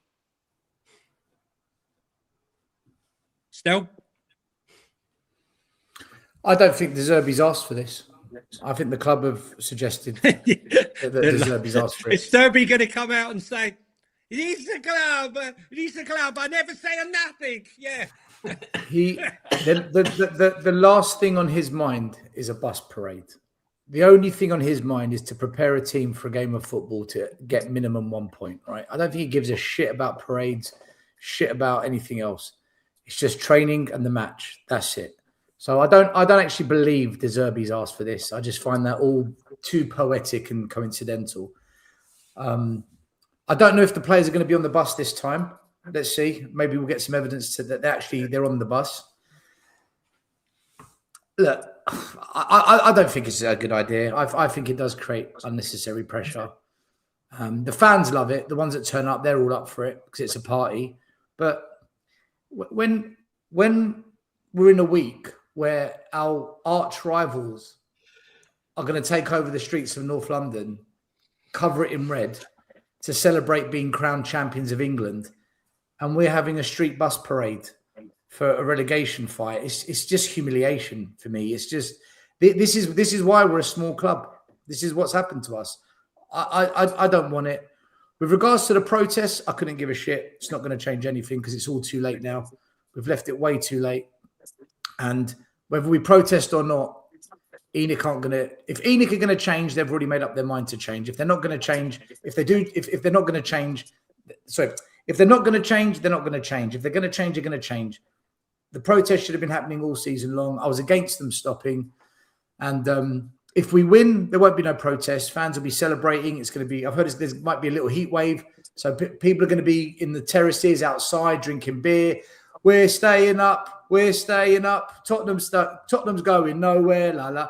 That's what's going to happen. There's going to be no protest. If we lose, there won't be a protest either because I think there's going to be a pitch invasion and there's going to be anarchy. If we get relegated, there's going to be absolute anarchy in that stadium. And I don't know how it's going to be. It's going to boil over. It's going to. The year Arsenal win the league, we get relegated. There's going to be anarchy. There's no doubt. If we're getting hammered and West Ham are 2 goals up and there's a few minutes left, there will be it will turn nasty. It will get very nasty. Arsenal winning the league is what's going to take it over the edge. Yeah, 100%. To have them win the league and we get relegated in the same season. Look, I don't know my history as much as you two, but is that not the worst season ever for Tottenham in history? And if they win, I don't know my history well enough, but still, let me tell you something. Still, if they beat PSG and they win the double and we go down, you actually couldn't get a worse season as a Spurs fan. That is the ultimate in bad seasons. It is. So you're going for the double conspiracy. So you would put sort of Tottenham busgate, no one being on the bus, right up there with the moon landings, or just below? It's certainly not as high as the fact that PGML have got it out for us.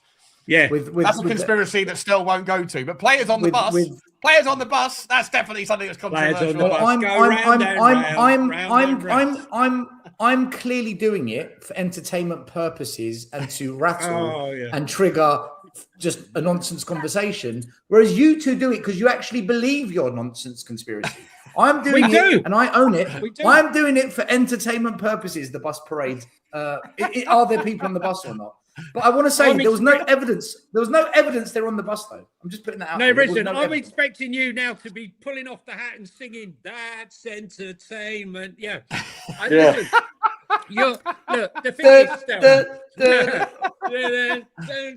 listen, at the end of the day, look, I think the point here is, and I'm bang on with Sean here, both things can be true. That Spurs have been shit all season. The management have been shit all season. The owners have fucked up.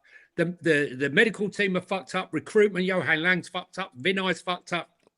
But also throwing into the mix, a big thing in the mix, is the PGMOL. In our case, detrimentally. Into Arsenal's case, it's been a huge, huge bonus. Right, and that's how I look at it. And I'm not saying it's the same thing. And nobody was on the bus. Well, yeah, anything's possible. Maybe the Lewis kids were on the bus. Are you willing to accept that it's an open discussion as it stands that nobody was on that bus? Is it plausible? It's a possibility. Listen, let's just Fair put it enough. like this: what club? I'll take that. I'll take the What possibility. club? I'm Yeah, right but with that. listen, what club in their right mind allows 30,000 or 20,000 people that turned up in that parade? And there were thousands there. Let's make no boat about it. They said 20,000, didn't they? They said 20,000. Yeah, 20,000, well, whatever, Yeah, right? yeah. For people to wait there with their kids for some of them an hour and a half. Daddy, is it coming soon? Right? And then it comes around the corner in a blacked out bus that basically Bob and his mates could be on it. They could have gone round the back for all we know. No one knew. What we did know was How would the players have got in and got out otherwise? They got there earlier, 3 hours before kickoff, when no one's How?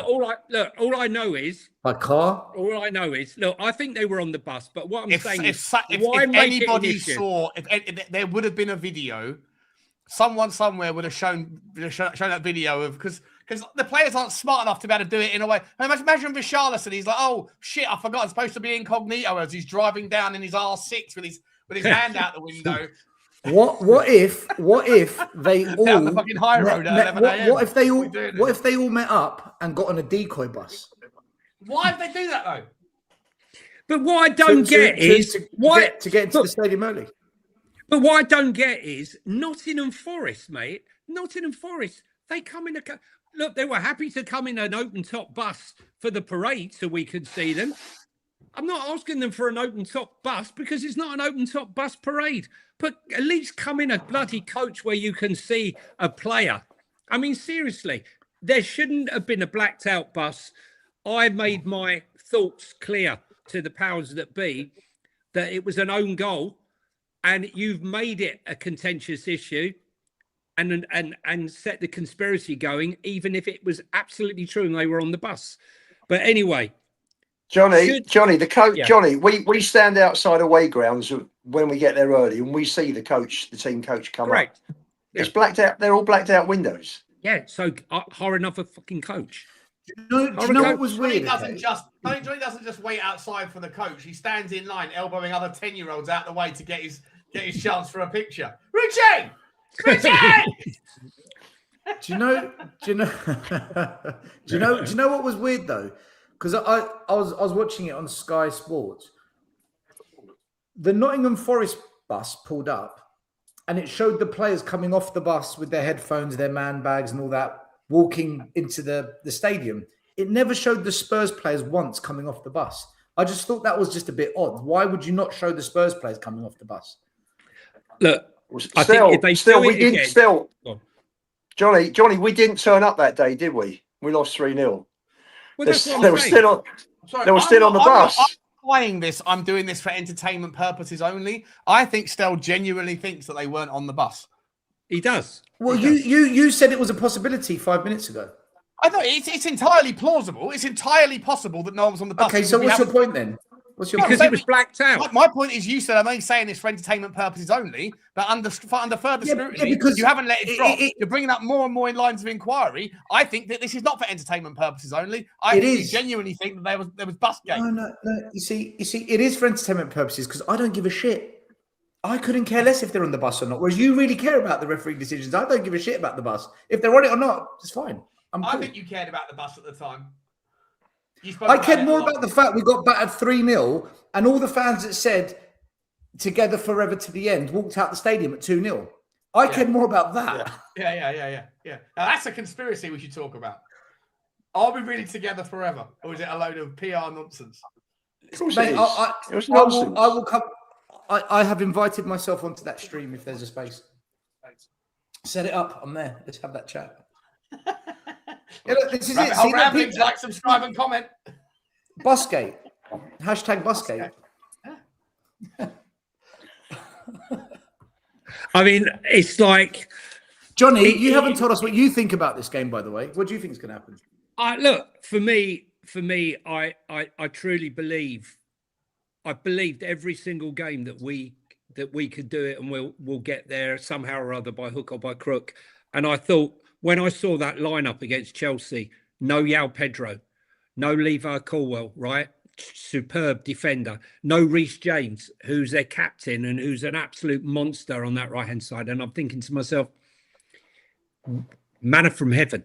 This is a club that played 3 days ago at Wembley on an energy-sapping pitch. This is a club that hasn't won since January. The stars are aligned. We've had days and days to rest. We've had 8-9 days.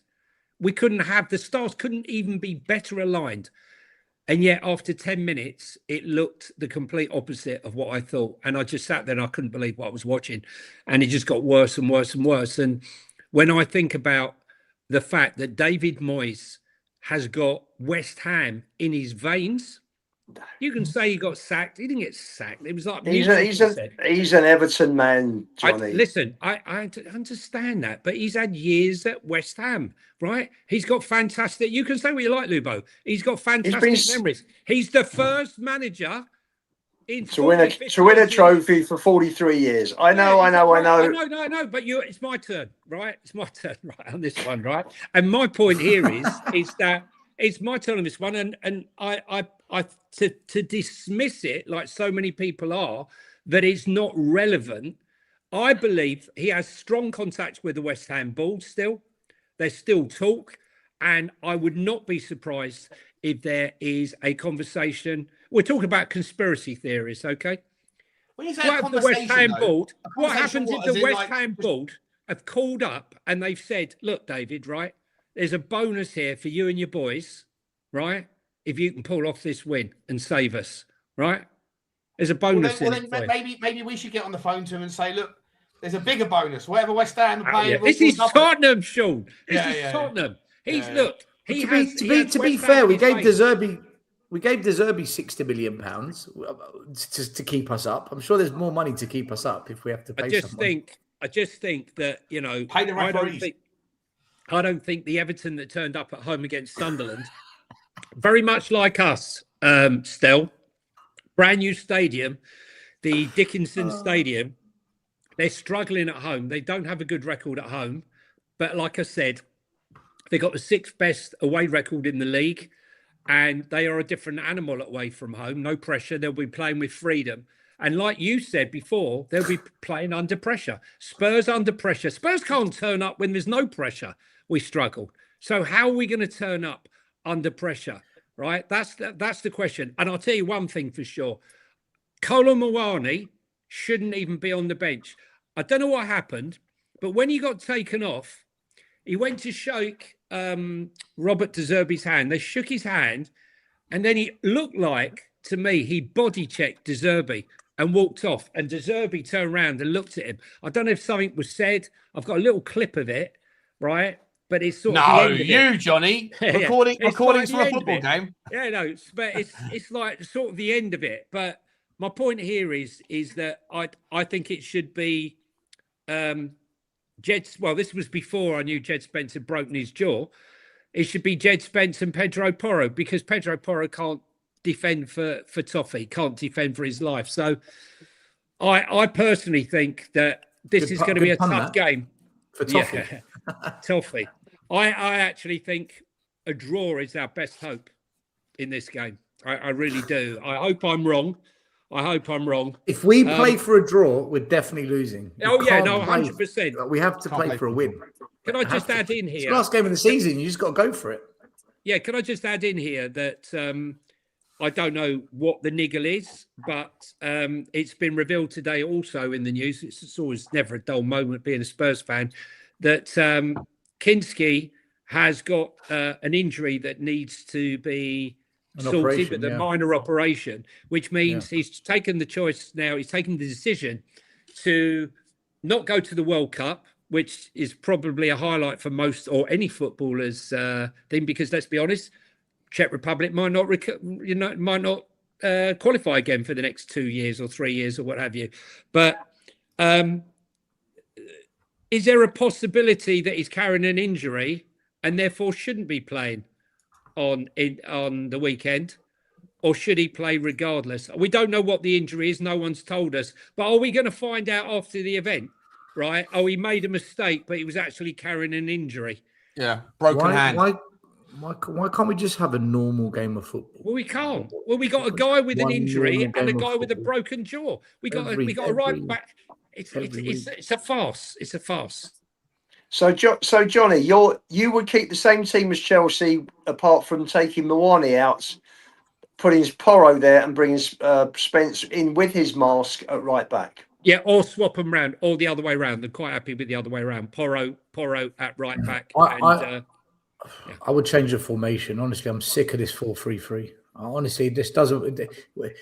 It works randomly. It's so inconsistent. I think you should just go with two. Change the formation for the last game of the season. Mate. You can't. Yeah, but come on, mate.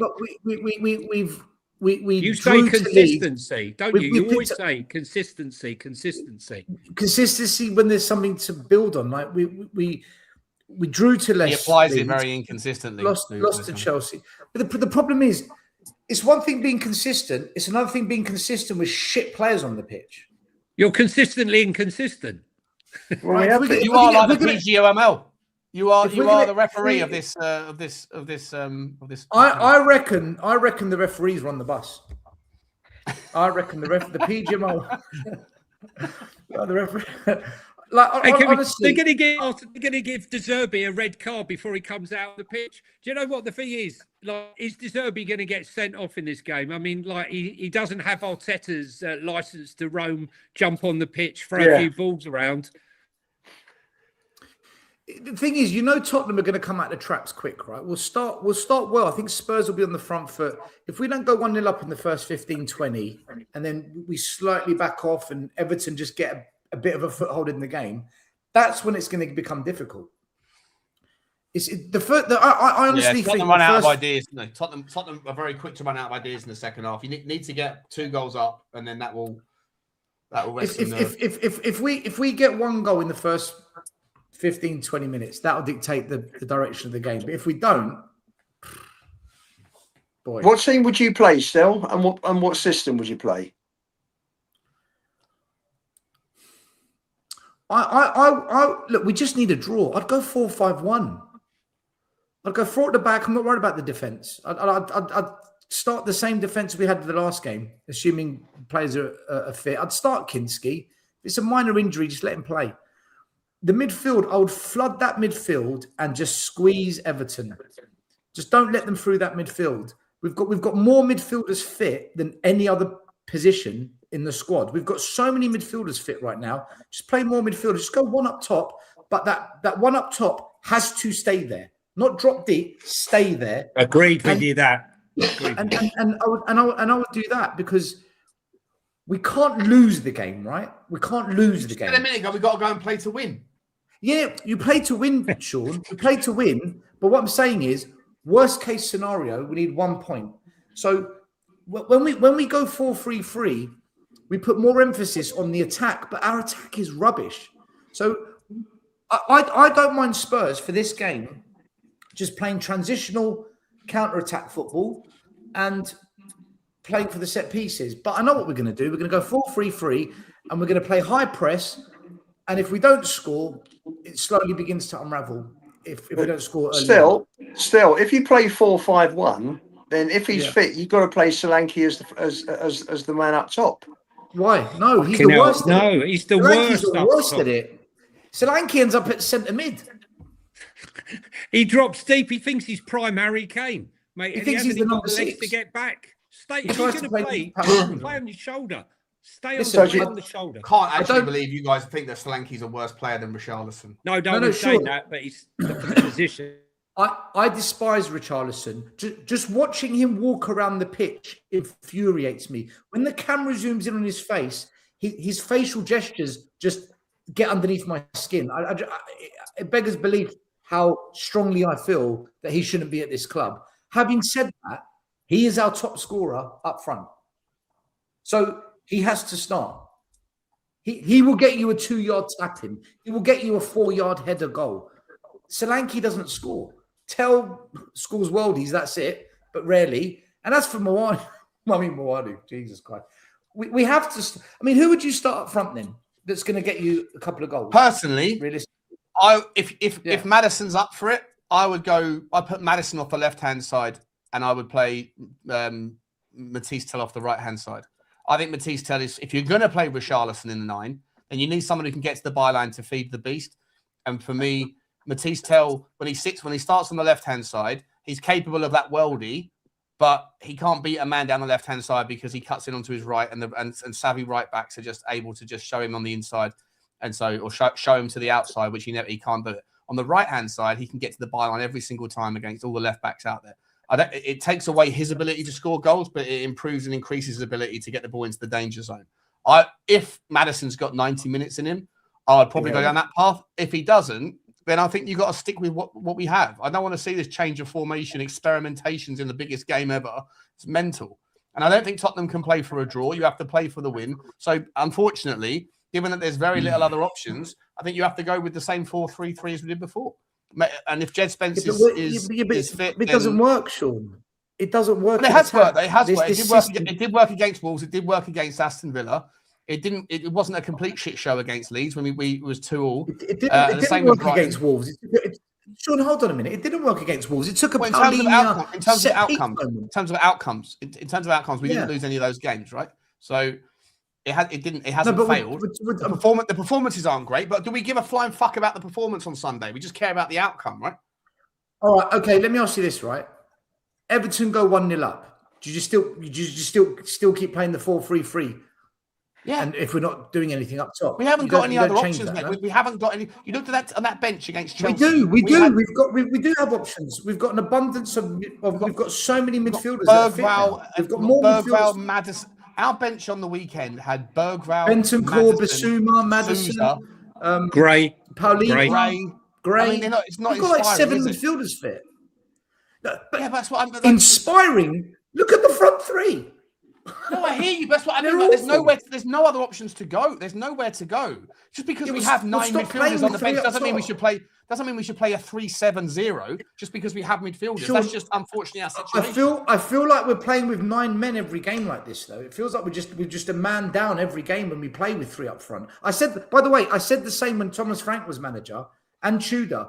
I said I just don't understand this obsession with 3 up top when we don't have anyone good across that front 3. It's too late. It's too late to be experimenting right now. I'll tell you the problem, Sean. The problem is, Johnny, Moani doesn't want to be at the club and he plays like he doesn't want to be at the club and we play with 10 men. And this is the problem. And we can't afford to play with 10 men in this game. I don't know if you guys, did you guys hear? That's why I'm saying that you put Matisse Tell on the right-hand side, drop Moani to the bench, and then shoehorn someone on the left-hand side. If you have to skew the formation and it becomes you put Bergwall on the left-hand side, if Maddison's not fit, then so be it. And Bergwall can drop sort of slightly more narrow and let Udogie have the complete free roam of the left-hand side. So be it. Although for what it's worth, Udogie was absolutely fucking terrible against Chelsea, like so bad. And I don't know. Like we're sitting here trying to like I don't know. We got a shrapnel. We got a pocket full of shrapnel trying to figure out what's the right combination to buy a pot noodle. It's not. It's like we haven't got a lot of options. We can't go and even get a McDonald's right now. We have got that little money in our pocket. We have to get what we can get, and that is a point against Everton with the options that we have. Yeah, but you talk about pot noodle. You talk about pot noodle. We've got an empty packet of Skittles up front. That analogy was so bad. I was hoping that analogy was going to just be like, let it go. It was terrible. But Stell's like, no, I'm going to double down and make it even worse. Well done, Stell. Appreciate you. Guys, can I just say, hang on a second, just to say, right, to all the guys in the chat, of course there's gooners in the chat.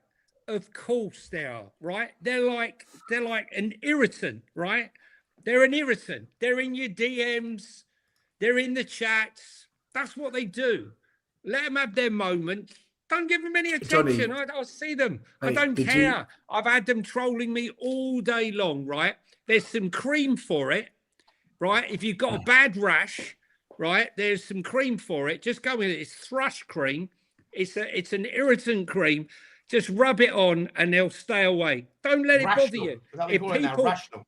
Not rational, it's rational. Yeah, okay. Rational. Listen, guys, if you're in the chat and you're getting upset, people are leaving because of Arsenal fans. Don't be so sad.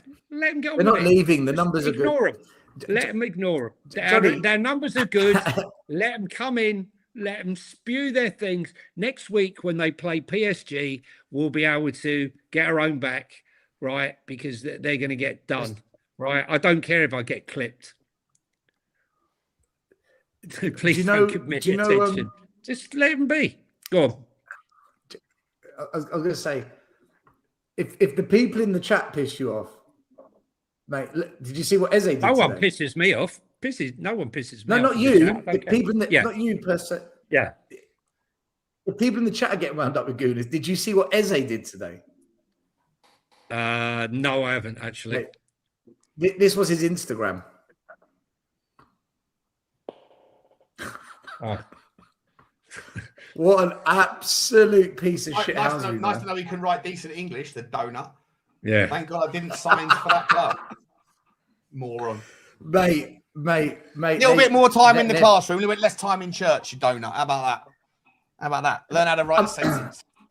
I'm saving them all because if PSG do beat them, yeah, that's look, we at least we get to have Arsenal. We get to have the last laugh. We get to have the last laugh. Hopefully. Listen, guys. Assuming we don't get relegated, then that PSG game, no one's going to give a shit. Listen, as someone put in earlier, you know, on the plus side, if we do get relegated, we will be 4 points ahead of Southampton.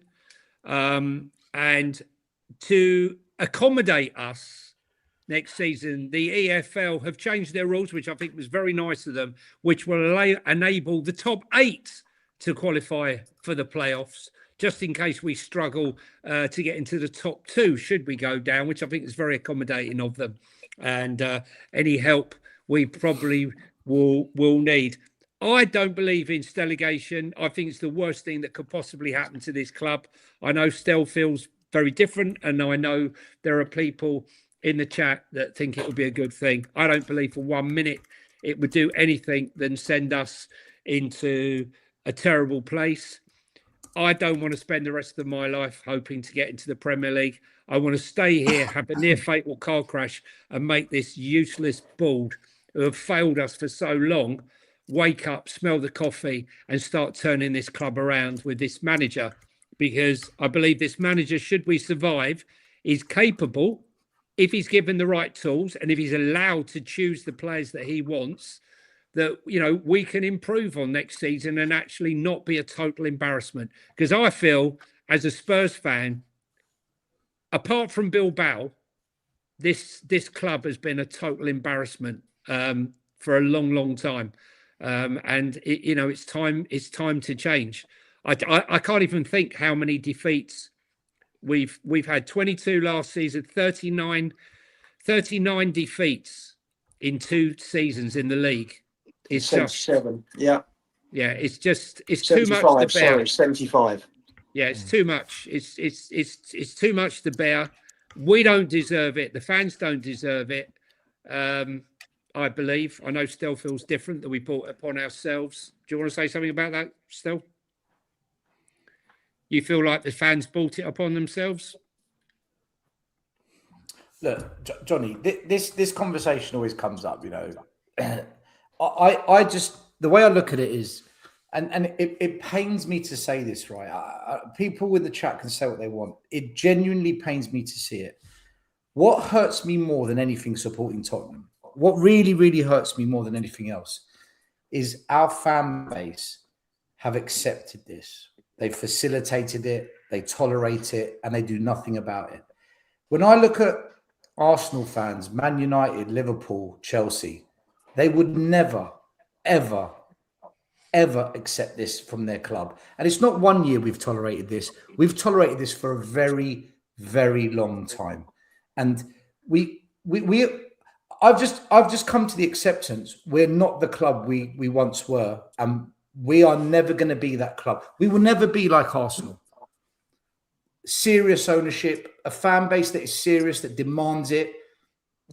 Liverpool, United, Chelsea, those clubs, they demand it and they don't accept anything but that. They go through their droughts, they go through their rough periods, but in the end, there's a reason why they've won 20 titles, 14 titles. There's a reason why they've all won 10 FA Cups, 14 FA Cups. European titles. Okay, Arsenal haven't done that well in European titles, but if they win the Champions League, they're the biggest club in London. Would that We make them are the no- greatest team? Would that, so just for clarity here, right? Because I Yeah. know a lot of people say that you're not a Spurs fan. I know you are, even though you make out that it comes across like you're not. I own with 2 what you Spurs say. channels, and I only go on Yeah. Spurs Oh, channels. yeah, and I've got a season but ticket I at would Tottenham. say I mean, that what? the strange fucked up thing for me is that should Arsenal do that unbelievable thing and win the game on the 30th, they would that team would become the greatest Arsenal team in history. And yet, in my opinion, it's one of the worst Arsenal teams. But on the record, how can that team be better than the Invincibles and Arsene Wenger's other teams? It won't be the best team. It won't be the best team on the eye. It'll be the best In team history, in terms of success. There's a difference between best and most successful, isn't there? Just like Ange Postecoglou was Tottenham's most successful manager in 42 years. Certainly wasn't our best manager, was he? Let's be honest. No teams ever, no Arsenal managers ever won the Champions League and the Premier League.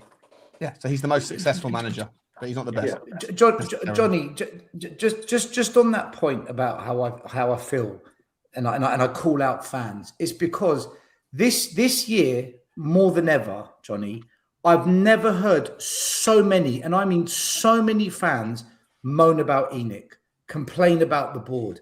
Vinay, Lange, Charrington, the Lewis family, this Belcher bloke. I've never heard so many fans on podcasts, YouTube channels, online, around the ground, in the stadium, even people that I go to the games with who refuse to protest, who can't be bothered, they've now turned. And none of them do anything about it. And I know, Johnny, if this was Arsenal, Chelsea, United or Liverpool, their fans would not do that. And it hurts me to say this because I just feel like we've become a loser fan base. I don't want to use these words, but it feels like we have become a bunch of freaking losers as a fan base. And it kills me to say it. Lubo, I know you want to jump in here. Go on. No, I listen. 25 years without Hulk smash! I said that without my lips moving. Do you know, how long have I waited to hear Sean say that? Hey? My chairman. Sean, You'll keep waiting. There you go. You all heard it. Sean, 25 years. Listen, fans do what they want to do. Unfortunately, the other club's fans I just think they're more engaged than our fans are. I think that going to the grounds hasn't helped. I think fans have also been, proper, working class fans have been priced out over the years. With our prices that are higher than, definitely higher than virtually every other club in Europe. Arsenal's are expensive, Johnny. Arsenal's are expensive, mate. Their fans aren't like this. They're not. No, they're not. I don't know if saying caring is the right word. Listen. I'm disappointed. Distracted by other things in life, maybe. Maybe. But their fans do the same jobs as us. They're my next door neighbours back in London. They're people I went to school with. They're no different to us. They're the same type of people. You're saying that their fans would do more. I've always sort of had this issue. Take issue with people. I do. Who pretend like they do so much. Like standing on one side of the high road versus another as you approach a game of football is not a massive sacrifice. I don't know a single person in the Levy ENIC out cult that was going on since I've been in the community that ever gave up their season ticket in protest. That never bought shirts. Like all of the things that are the demonstrations of martyrdom, where you actually have to do some sort of sacrifice to be able to sit there and tell me with a straight face that they do more than other people do. This is the problem, Sean. This is the problem. Let me finish my point. This is the problem. None of them ever do anything. They sit there behind the screen and they say, I'm ENIC out, Levy out. Everyone else is the problem because no one cares as much. No one does it the way I do it. What exactly do these people do? They don't do anything. No, that's not it, Sean. They don't do anything. No, that's not it. You're missing the look. Okay. Man United fans 20, 30, 40,000 of them took to the street and stopped a game of football on a Super Sunday. They stopped a game of football, right? Arsenal fans, 12,000 of them twice descended on the Emirates. And the security guy at Tottenham Hotspur Way, who we became friends with when we were protesting, they were the same security detail team at the Emirates. He told us, your protest here isn't going to work, guys. And we said to him, what do you mean? He goes, when we were at Arsenal, if you saw what they did, it rocked the hierarchy of the club.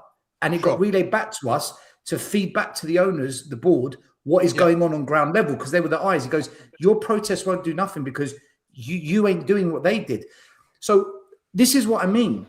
But it's all making yourself feel better. Okay, right? Sean, Liverpool fans, when they put the ticket prices up in that new stand they built many years ago, the tickets went up to £75 a ticket. On the 75th minute, they emptied the stand, the Liverpool fans. They walked out. The point I'm trying to make is these other clubs, the bigger ones, their fans don't tolerate it. We do. I hear you, Phil, but when people like, I'm not trying to dig you out. I'm just saying we're different. We're different. You're not digging me out, but you don't do any of the things that you suggest that the fans do.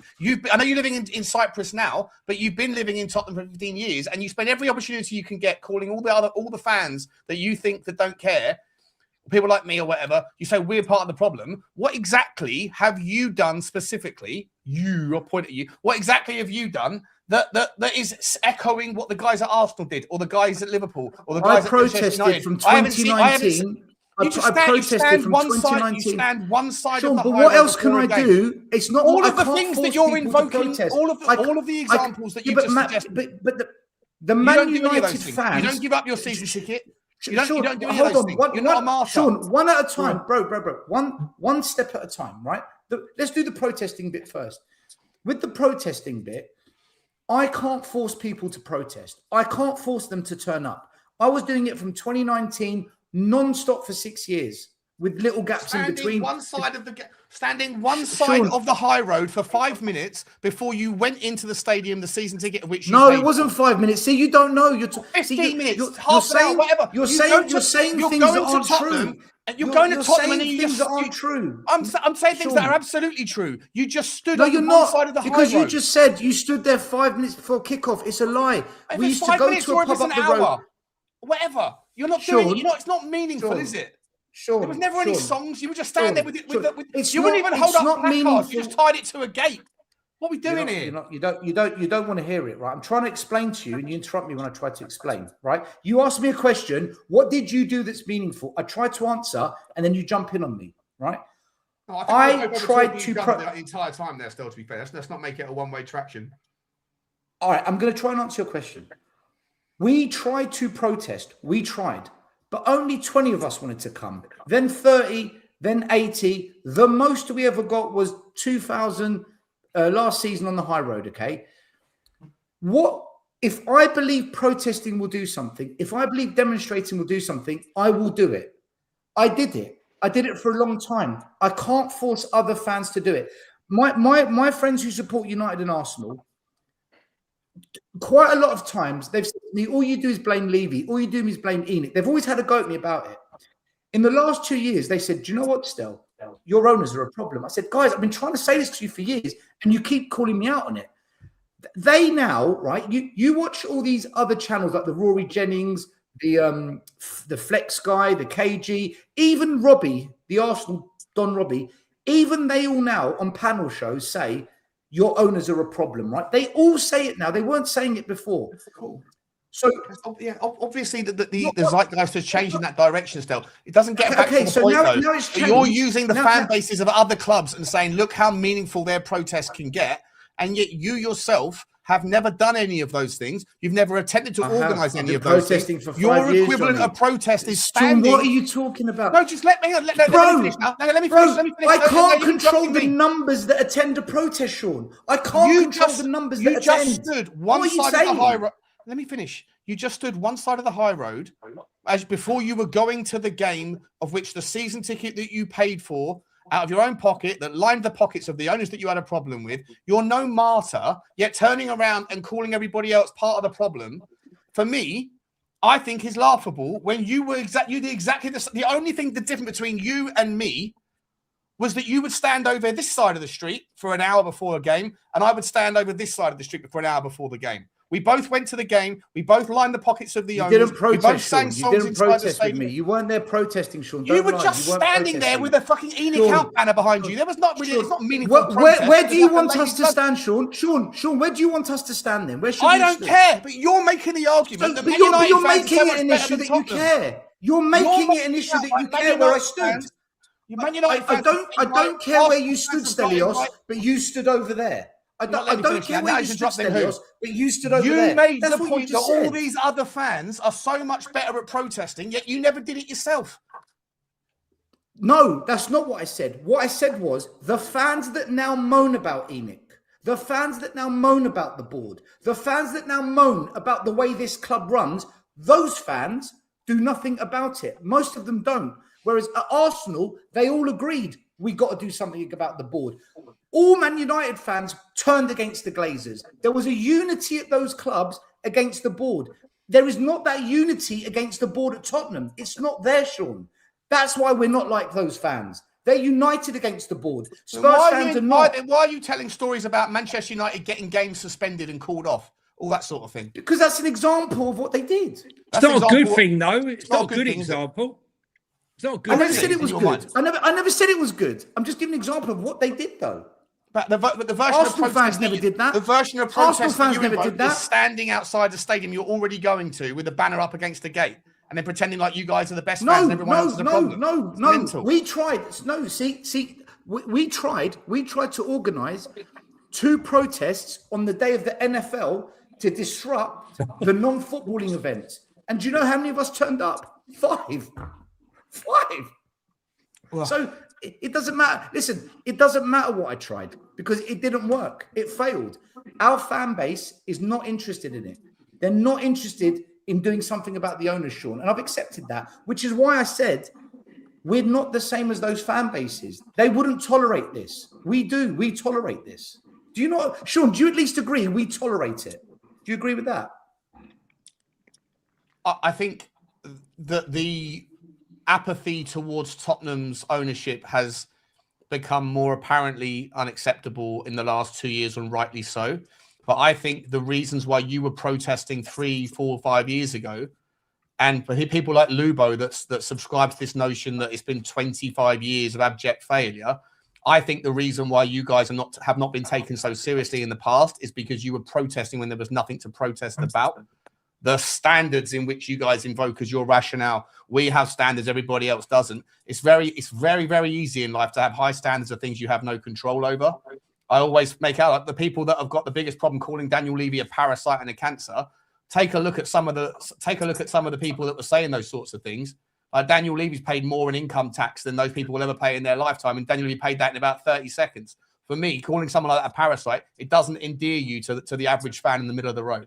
The behaviour in the past, I think, is poor. I think it hasn't. Who called Daniel Levy a parasite? Hang on, let me finish my point. No, because you're saying things. Who called Daniel Levy a parasite? Loads. I'm not going to call because they're people that we know. I'm not going to call them out. I know who they are. It was 2 people. No, it wasn't. It's all over Twitter all the time. That's a load of bollocks. But you said social media's got no influence. Let me finish my point, please, man. You're interrupting me like you don't like me to do to you.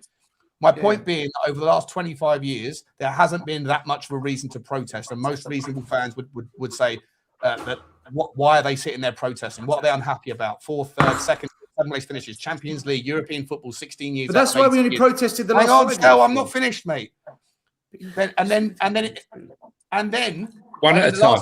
In the last 2 years, it's fallen. Like obviously, the situation at Tottenham's fallen off the cliff. So there's more animosity towards the ownership now than I think there ever has been, and rightly so. There was 2,000 people that turned up. I do believe that there is a massive disconnect between these social media fans and the match-going fans. I think that most fans at the stadium are there for a good day out with their kids. They don't want to be surrounded by negativity and screaming and shouting, all that sort of thing. That probably will change if it all goes to tits up on Sunday. I've always supported the idea of protesting. I just think that the rationales, the justification for why it was being done over the past was wrong.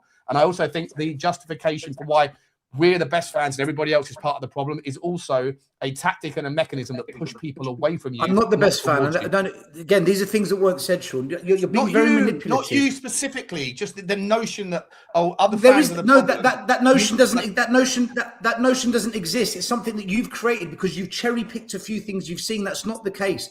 I don't think I'm better than any other Spurs fan. I don't think I know more than any other Spurs fan. What I do know is this: 6 years ago, I made the decision that this ownership was a problem. And since then, I've done everything I can in my weak little hands to try and do something about it. I can't force anyone else to do anything about it, and I can't control what others do. But what I do know, and it's because I've got friends that support those clubs, and I've seen what they do, they would never tolerate what's happening to this club under their watch. Kroenke's been there 7 years. The Glazers have been there 15 years. The owners of Chelsea have been there 2-3 years, right? We've had these owners for 25 years, Sean. 25 years. And we've given them patience. We've given them tolerance. We've let them But it hasn't been 25 years of failure. It's only Sean, since 2021. That's why we were problem, tolerant, right? Sean. Sean, that's why we were tolerant. COVID. All right, we get Tolerant, it. you're tolerant of progress. Tolerant of 19 years of progress. What are you talking about? Sean, I wasn't moaning when Redknapp was here. I wasn't moaning when Poch was here. I wasn't moaning when Martin Joel was here. Throughout all those So years, why I do you never keep once talking about complained. 25 years then? I don't. Lubo does. I've You said just since mentioned 6 it. years ago. Because what I'm trying to say is our owners have had longer than any other ownership in the Premier League to build a system of success, recruitment, player development, philosophy, identity. They've had more time than anyone else. And we've given them time. We've said, okay, we get it. You need time. We gave them time. We gave them time. Right, you've got to build a stadium. Right, we've got to move to Wembley. Right, there's COVID. We've been tolerant. But since all these projects finished, what we've been given is unacceptable. Yeah, and last the 6 other years big have club been- and the other big clubs would not tolerate it, Sean. They wouldn't accept this. And we do. We do as a fan Anyway, base. We're like, right, you know, there's guys, always next guys, year. There's right, always next guys, season. you know? Still. Right, let's go. It's been an interesting debate. People have pulled up some fruit salad. Some people have pulled up the popcorn. Let's do a couple of super chats. It's been a good debate. It's been a good debate, and that's what we want on this channel. No echo chambers. Ulrika kaka, ratatata, as Sean would say. Thank you very much for the super chat. As you usually do, get out the bath, dry your bits, and pour yourself a G&T. What else we got here? Sanilla, thank you very much for the very generous super chat. I'm staying away as I've not seen a home win in the Premier League since November 2024. I haven't been to a game for a few months now. Listen, you could not have got... I know people that have only missed 2 home games, right, in the last year and a bit, and they haven't seen a single win because they missed Burnley because it was the start of the year. Yeah. Johnny, can I just ask you a quick question, right? Not trying to bring up the previous debate, but just a quick question. Yeah. Out of the big 6 clubs, which fan base would tolerate the amount of home wins we've seen in 2 years? No, it's been the try to listen. Look, no one is happy. We've tolerated it, Johnny. Johnny, we've like. What do you mean tolerate? What do you mean tolerate? We've just accepted it. Like, yeah, it's all right. We'll just keep, it's cool. No one's saying that though. No one is saying it's okay. tolerating What are you it. talking about? Everyone. They are, because we haven't demonstrated, we haven't boycotted, we haven't walked out, we haven't protested, we haven't done nothing. Look, We're like, Stel, we've let me accepted have it. my say here. Let me have my say here, Yeah, right? yeah, have your And, say, you know, yeah, that's what I was what I was going to say was, I was at a party last Saturday, and I hear all these people, Spurs fans, we are shit. These owners are shit. Do you ever go to the protest? No. What do you think about it? What do you think should happen? They need to get out. What have you done about it? I don't do anything about it. What can I do about it? Right? And this is it. The average fan can rage and be pissed off at the owners from home. Social media is a different sphere. It's a different living place to the real world. And all of these people that I'm speaking to are livid about what's going on. And Johnny, how all the these club people, is all the people in the chat. Stell's right. Stell's bang on. Where have you been? Where have you been? I guarantee you, I've been to more protests than any of you lot in the chat that are sitting there telling me that I'm wrong. And That's I'm a great blowhard, question, by the whatever. way. Where have you Sean, been? that's a brilliant question. Where have you all been? It's so easy. I agree. It's so easy. If everyone sits behind their desk going, leave it out. Maybe they None do of you go to anything the about it, protest. which is the point Maybe I'm they do. making. Protests don't work. protests don't work. They haven't worked. There's still absolutely no evidence of any change that ever happened. Absolutely fantastic. Absolutely fantastic. They do work. work. The Spurs They protests don't don't work. The Spurs ones don't work. The Spurs No ones protest about trying to get an ownership out of a football club has ever resulted by with the owner lowering his price point to get away from the heat. It just doesn't happen. It took Mike Ashley 15 years to leave Newcastle United, and he only left when the right number was presented. So I compared us to the big six clubs, Sean. You've moved the goalposts.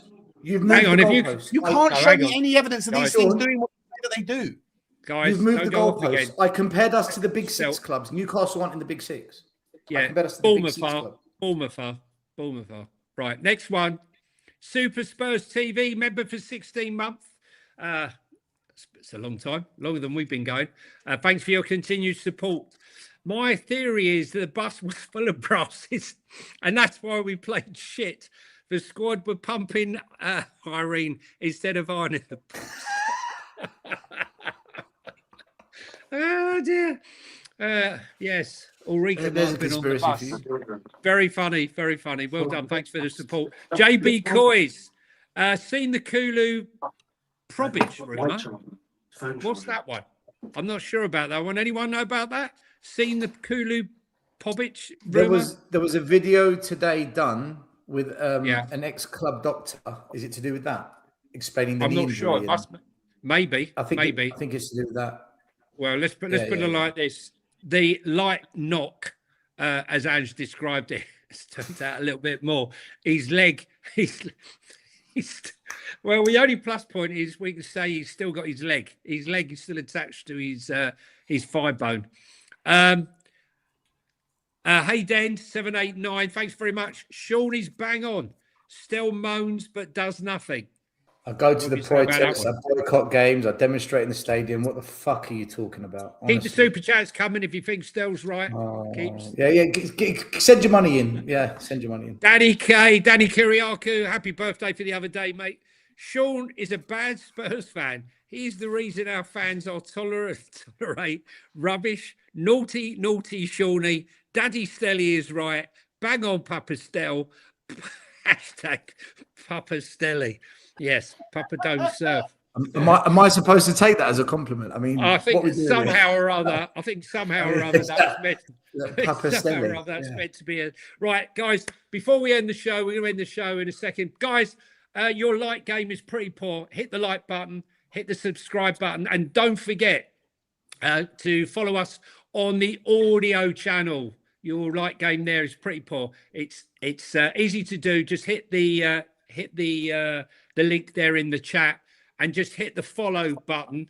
And we're trying to build up those numbers. You never know. You might be in bed and want to listen to Stell and Sean arguing 3 bells at 3 o'clock in the morning. Why not?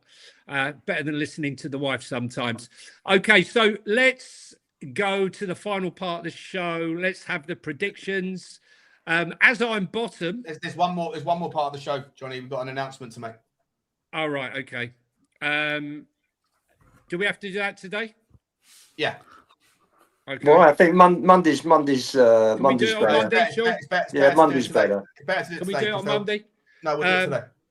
Monday's better. No, listen, everyone, I'm leaving the channel. I refuse to work with these idiots anymore. They haven't got a clue what they're chatting about. I'm done. I'm washing my hands clean. No.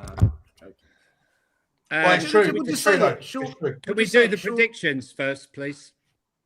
Yeah, do the predictions if you want first. Well, as it stands, Sean and Stelios are joint first. Lubo can finish equal first if Sean and I get this wrong and he gets it spot on. Johnny, you will be paying the forfeit regardless. You finished bottom. Sorry. That's all right. It is what it is. I'm going to go for a 2-2 draw. 2-2 draw. Lubo? 1-1. Sean? 1-1. Oh my God. All right, I'm going to go 2-0 to Everton. Okay, so 2-0 Everton. So can I ask you the question? What score are we going to give for the other game? I know it's not part of this, but what we say, West Ham versus Leeds. Leeds have got 7 injuries, did you say, Lubo? Yeah, that's what's been reported. Who's got 7 injuries? Leeds. Oh, great. I'm going to go for 2-1 to West Ham. Yeah.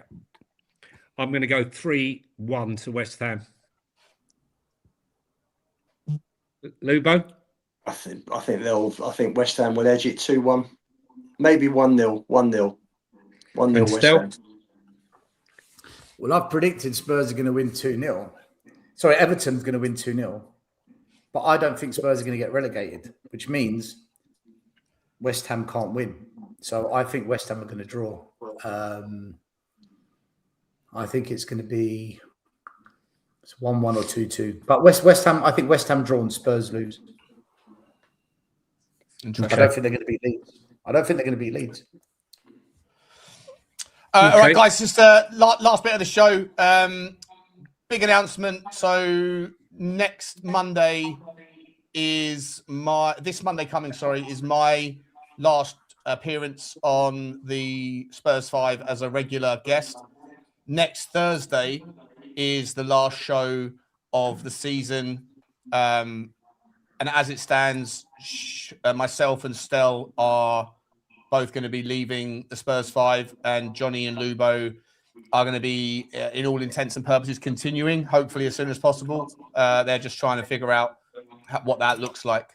I just think it was important to get that out today, because I know what's going to happen over the weekend. People will say things and come up with concoctions or any of those kind of like conspiracy theories, which will give any of us the chance, if need be, to clear the air on that stuff on Monday, which, like I say, will be my last show. I'm not around next Thursday for the final show of the season for the guys. Just for the reasons for why it's happening. I just don't have the time in my schedule at the moment to be doing as much content as I'm doing online. I've got Football Inc. with Johnny, which is a regular everyday occurrence. I've got Spurs Talk Show. I've got the Rabbit Hole, and I've got the Spurs Hub thing as well, which is taking up so much of my time in the background. And my health hasn't been great for a long time. I've missed quite a few shows in the last couple of months. Late nights for me, 8 p.m. shows are just too late. I don't do that. I like to stream in the morning or the early afternoon with Johnny and doing my own stuff. So it's just been too much of a stress and a strain on my own schedule, my own abilities to be able to fill up for the shows every night. I've had a wonderful time. There's been no arguments. It's just, for me, it's just taking on too much. And like I say, I already talk about Tottenham all day long. So a lot of the time it's I just find myself repeating myself on here. But I've had a wonderful experience with Johnny, Lubo and Saba before when he was on here, and Stell as well. But yeah, I just for me personally, I just needed to kind of to free up some time in my schedule, because I've just taken on too much. I'm bitten off more than I can chew with certain things. But I've had a great time. I want to say a massive thank you to Lubo and to Johnny and to Stell for tolerating me. And I'll be back on as a guest, no doubt, a lot next season. But yeah, that's my rationale for it. Nothing else. Nothing else to see here. So can I just add here? Obviously, we're sad to see Sean and Stell going. Yeah. But the show will carry on, and we'll find 2 other people that like to shout at each other on a regular basis that you can throw some popcorn at. The content will continue. Yeah, just be different protagonists in the show. Hard to replace Stell and Sean. We all know that. But the show goes on, and I'm sure many of you will still be in here supporting the channel. Well, at least I hope they will. And we'll be having plenty of people in here to offer some top debate. So Lubo and I will definitely be in here continuing, as yet unknown other.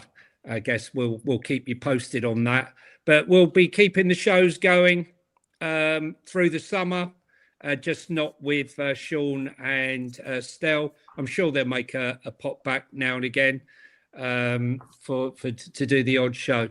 Yeah. We'll think Johnny, about it. can We'll I- put it out to committee. Go on, Stel. You want to say a few words, mate? You could do a vote in the. You can do a poll and ask people. Yeah, no, I just wanted to say thank you to all of you guys as well. I've enjoyed doing the channel. It's been fun. We've had our moments, but it's all part of the emotion of football. Just say thank you to everyone in the chat that's subscribed and continues to watch and listen to the podcast. The podcast will still be uploaded. The videos will keep coming from Johnny and Lubo and the new team. And I'm personally leaving because with my move to Cyprus, the time difference, and I really want to focus on my channel. Sorry to plug it, but I'm going to Tottenham away, ole, ole. I just want to focus more on that. And yeah, I'll be back on the channel once in a while as well. So thank you to everyone. Even if you dislike and you find I get underneath your skin, at least we never gave you an echo chamber. This channel has never been an echo chamber. So 100%. Don't believe a word of it, guys, in the chat.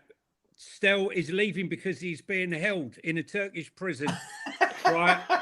And this is just a cover story. Turkish prison, so, you know, Turkish.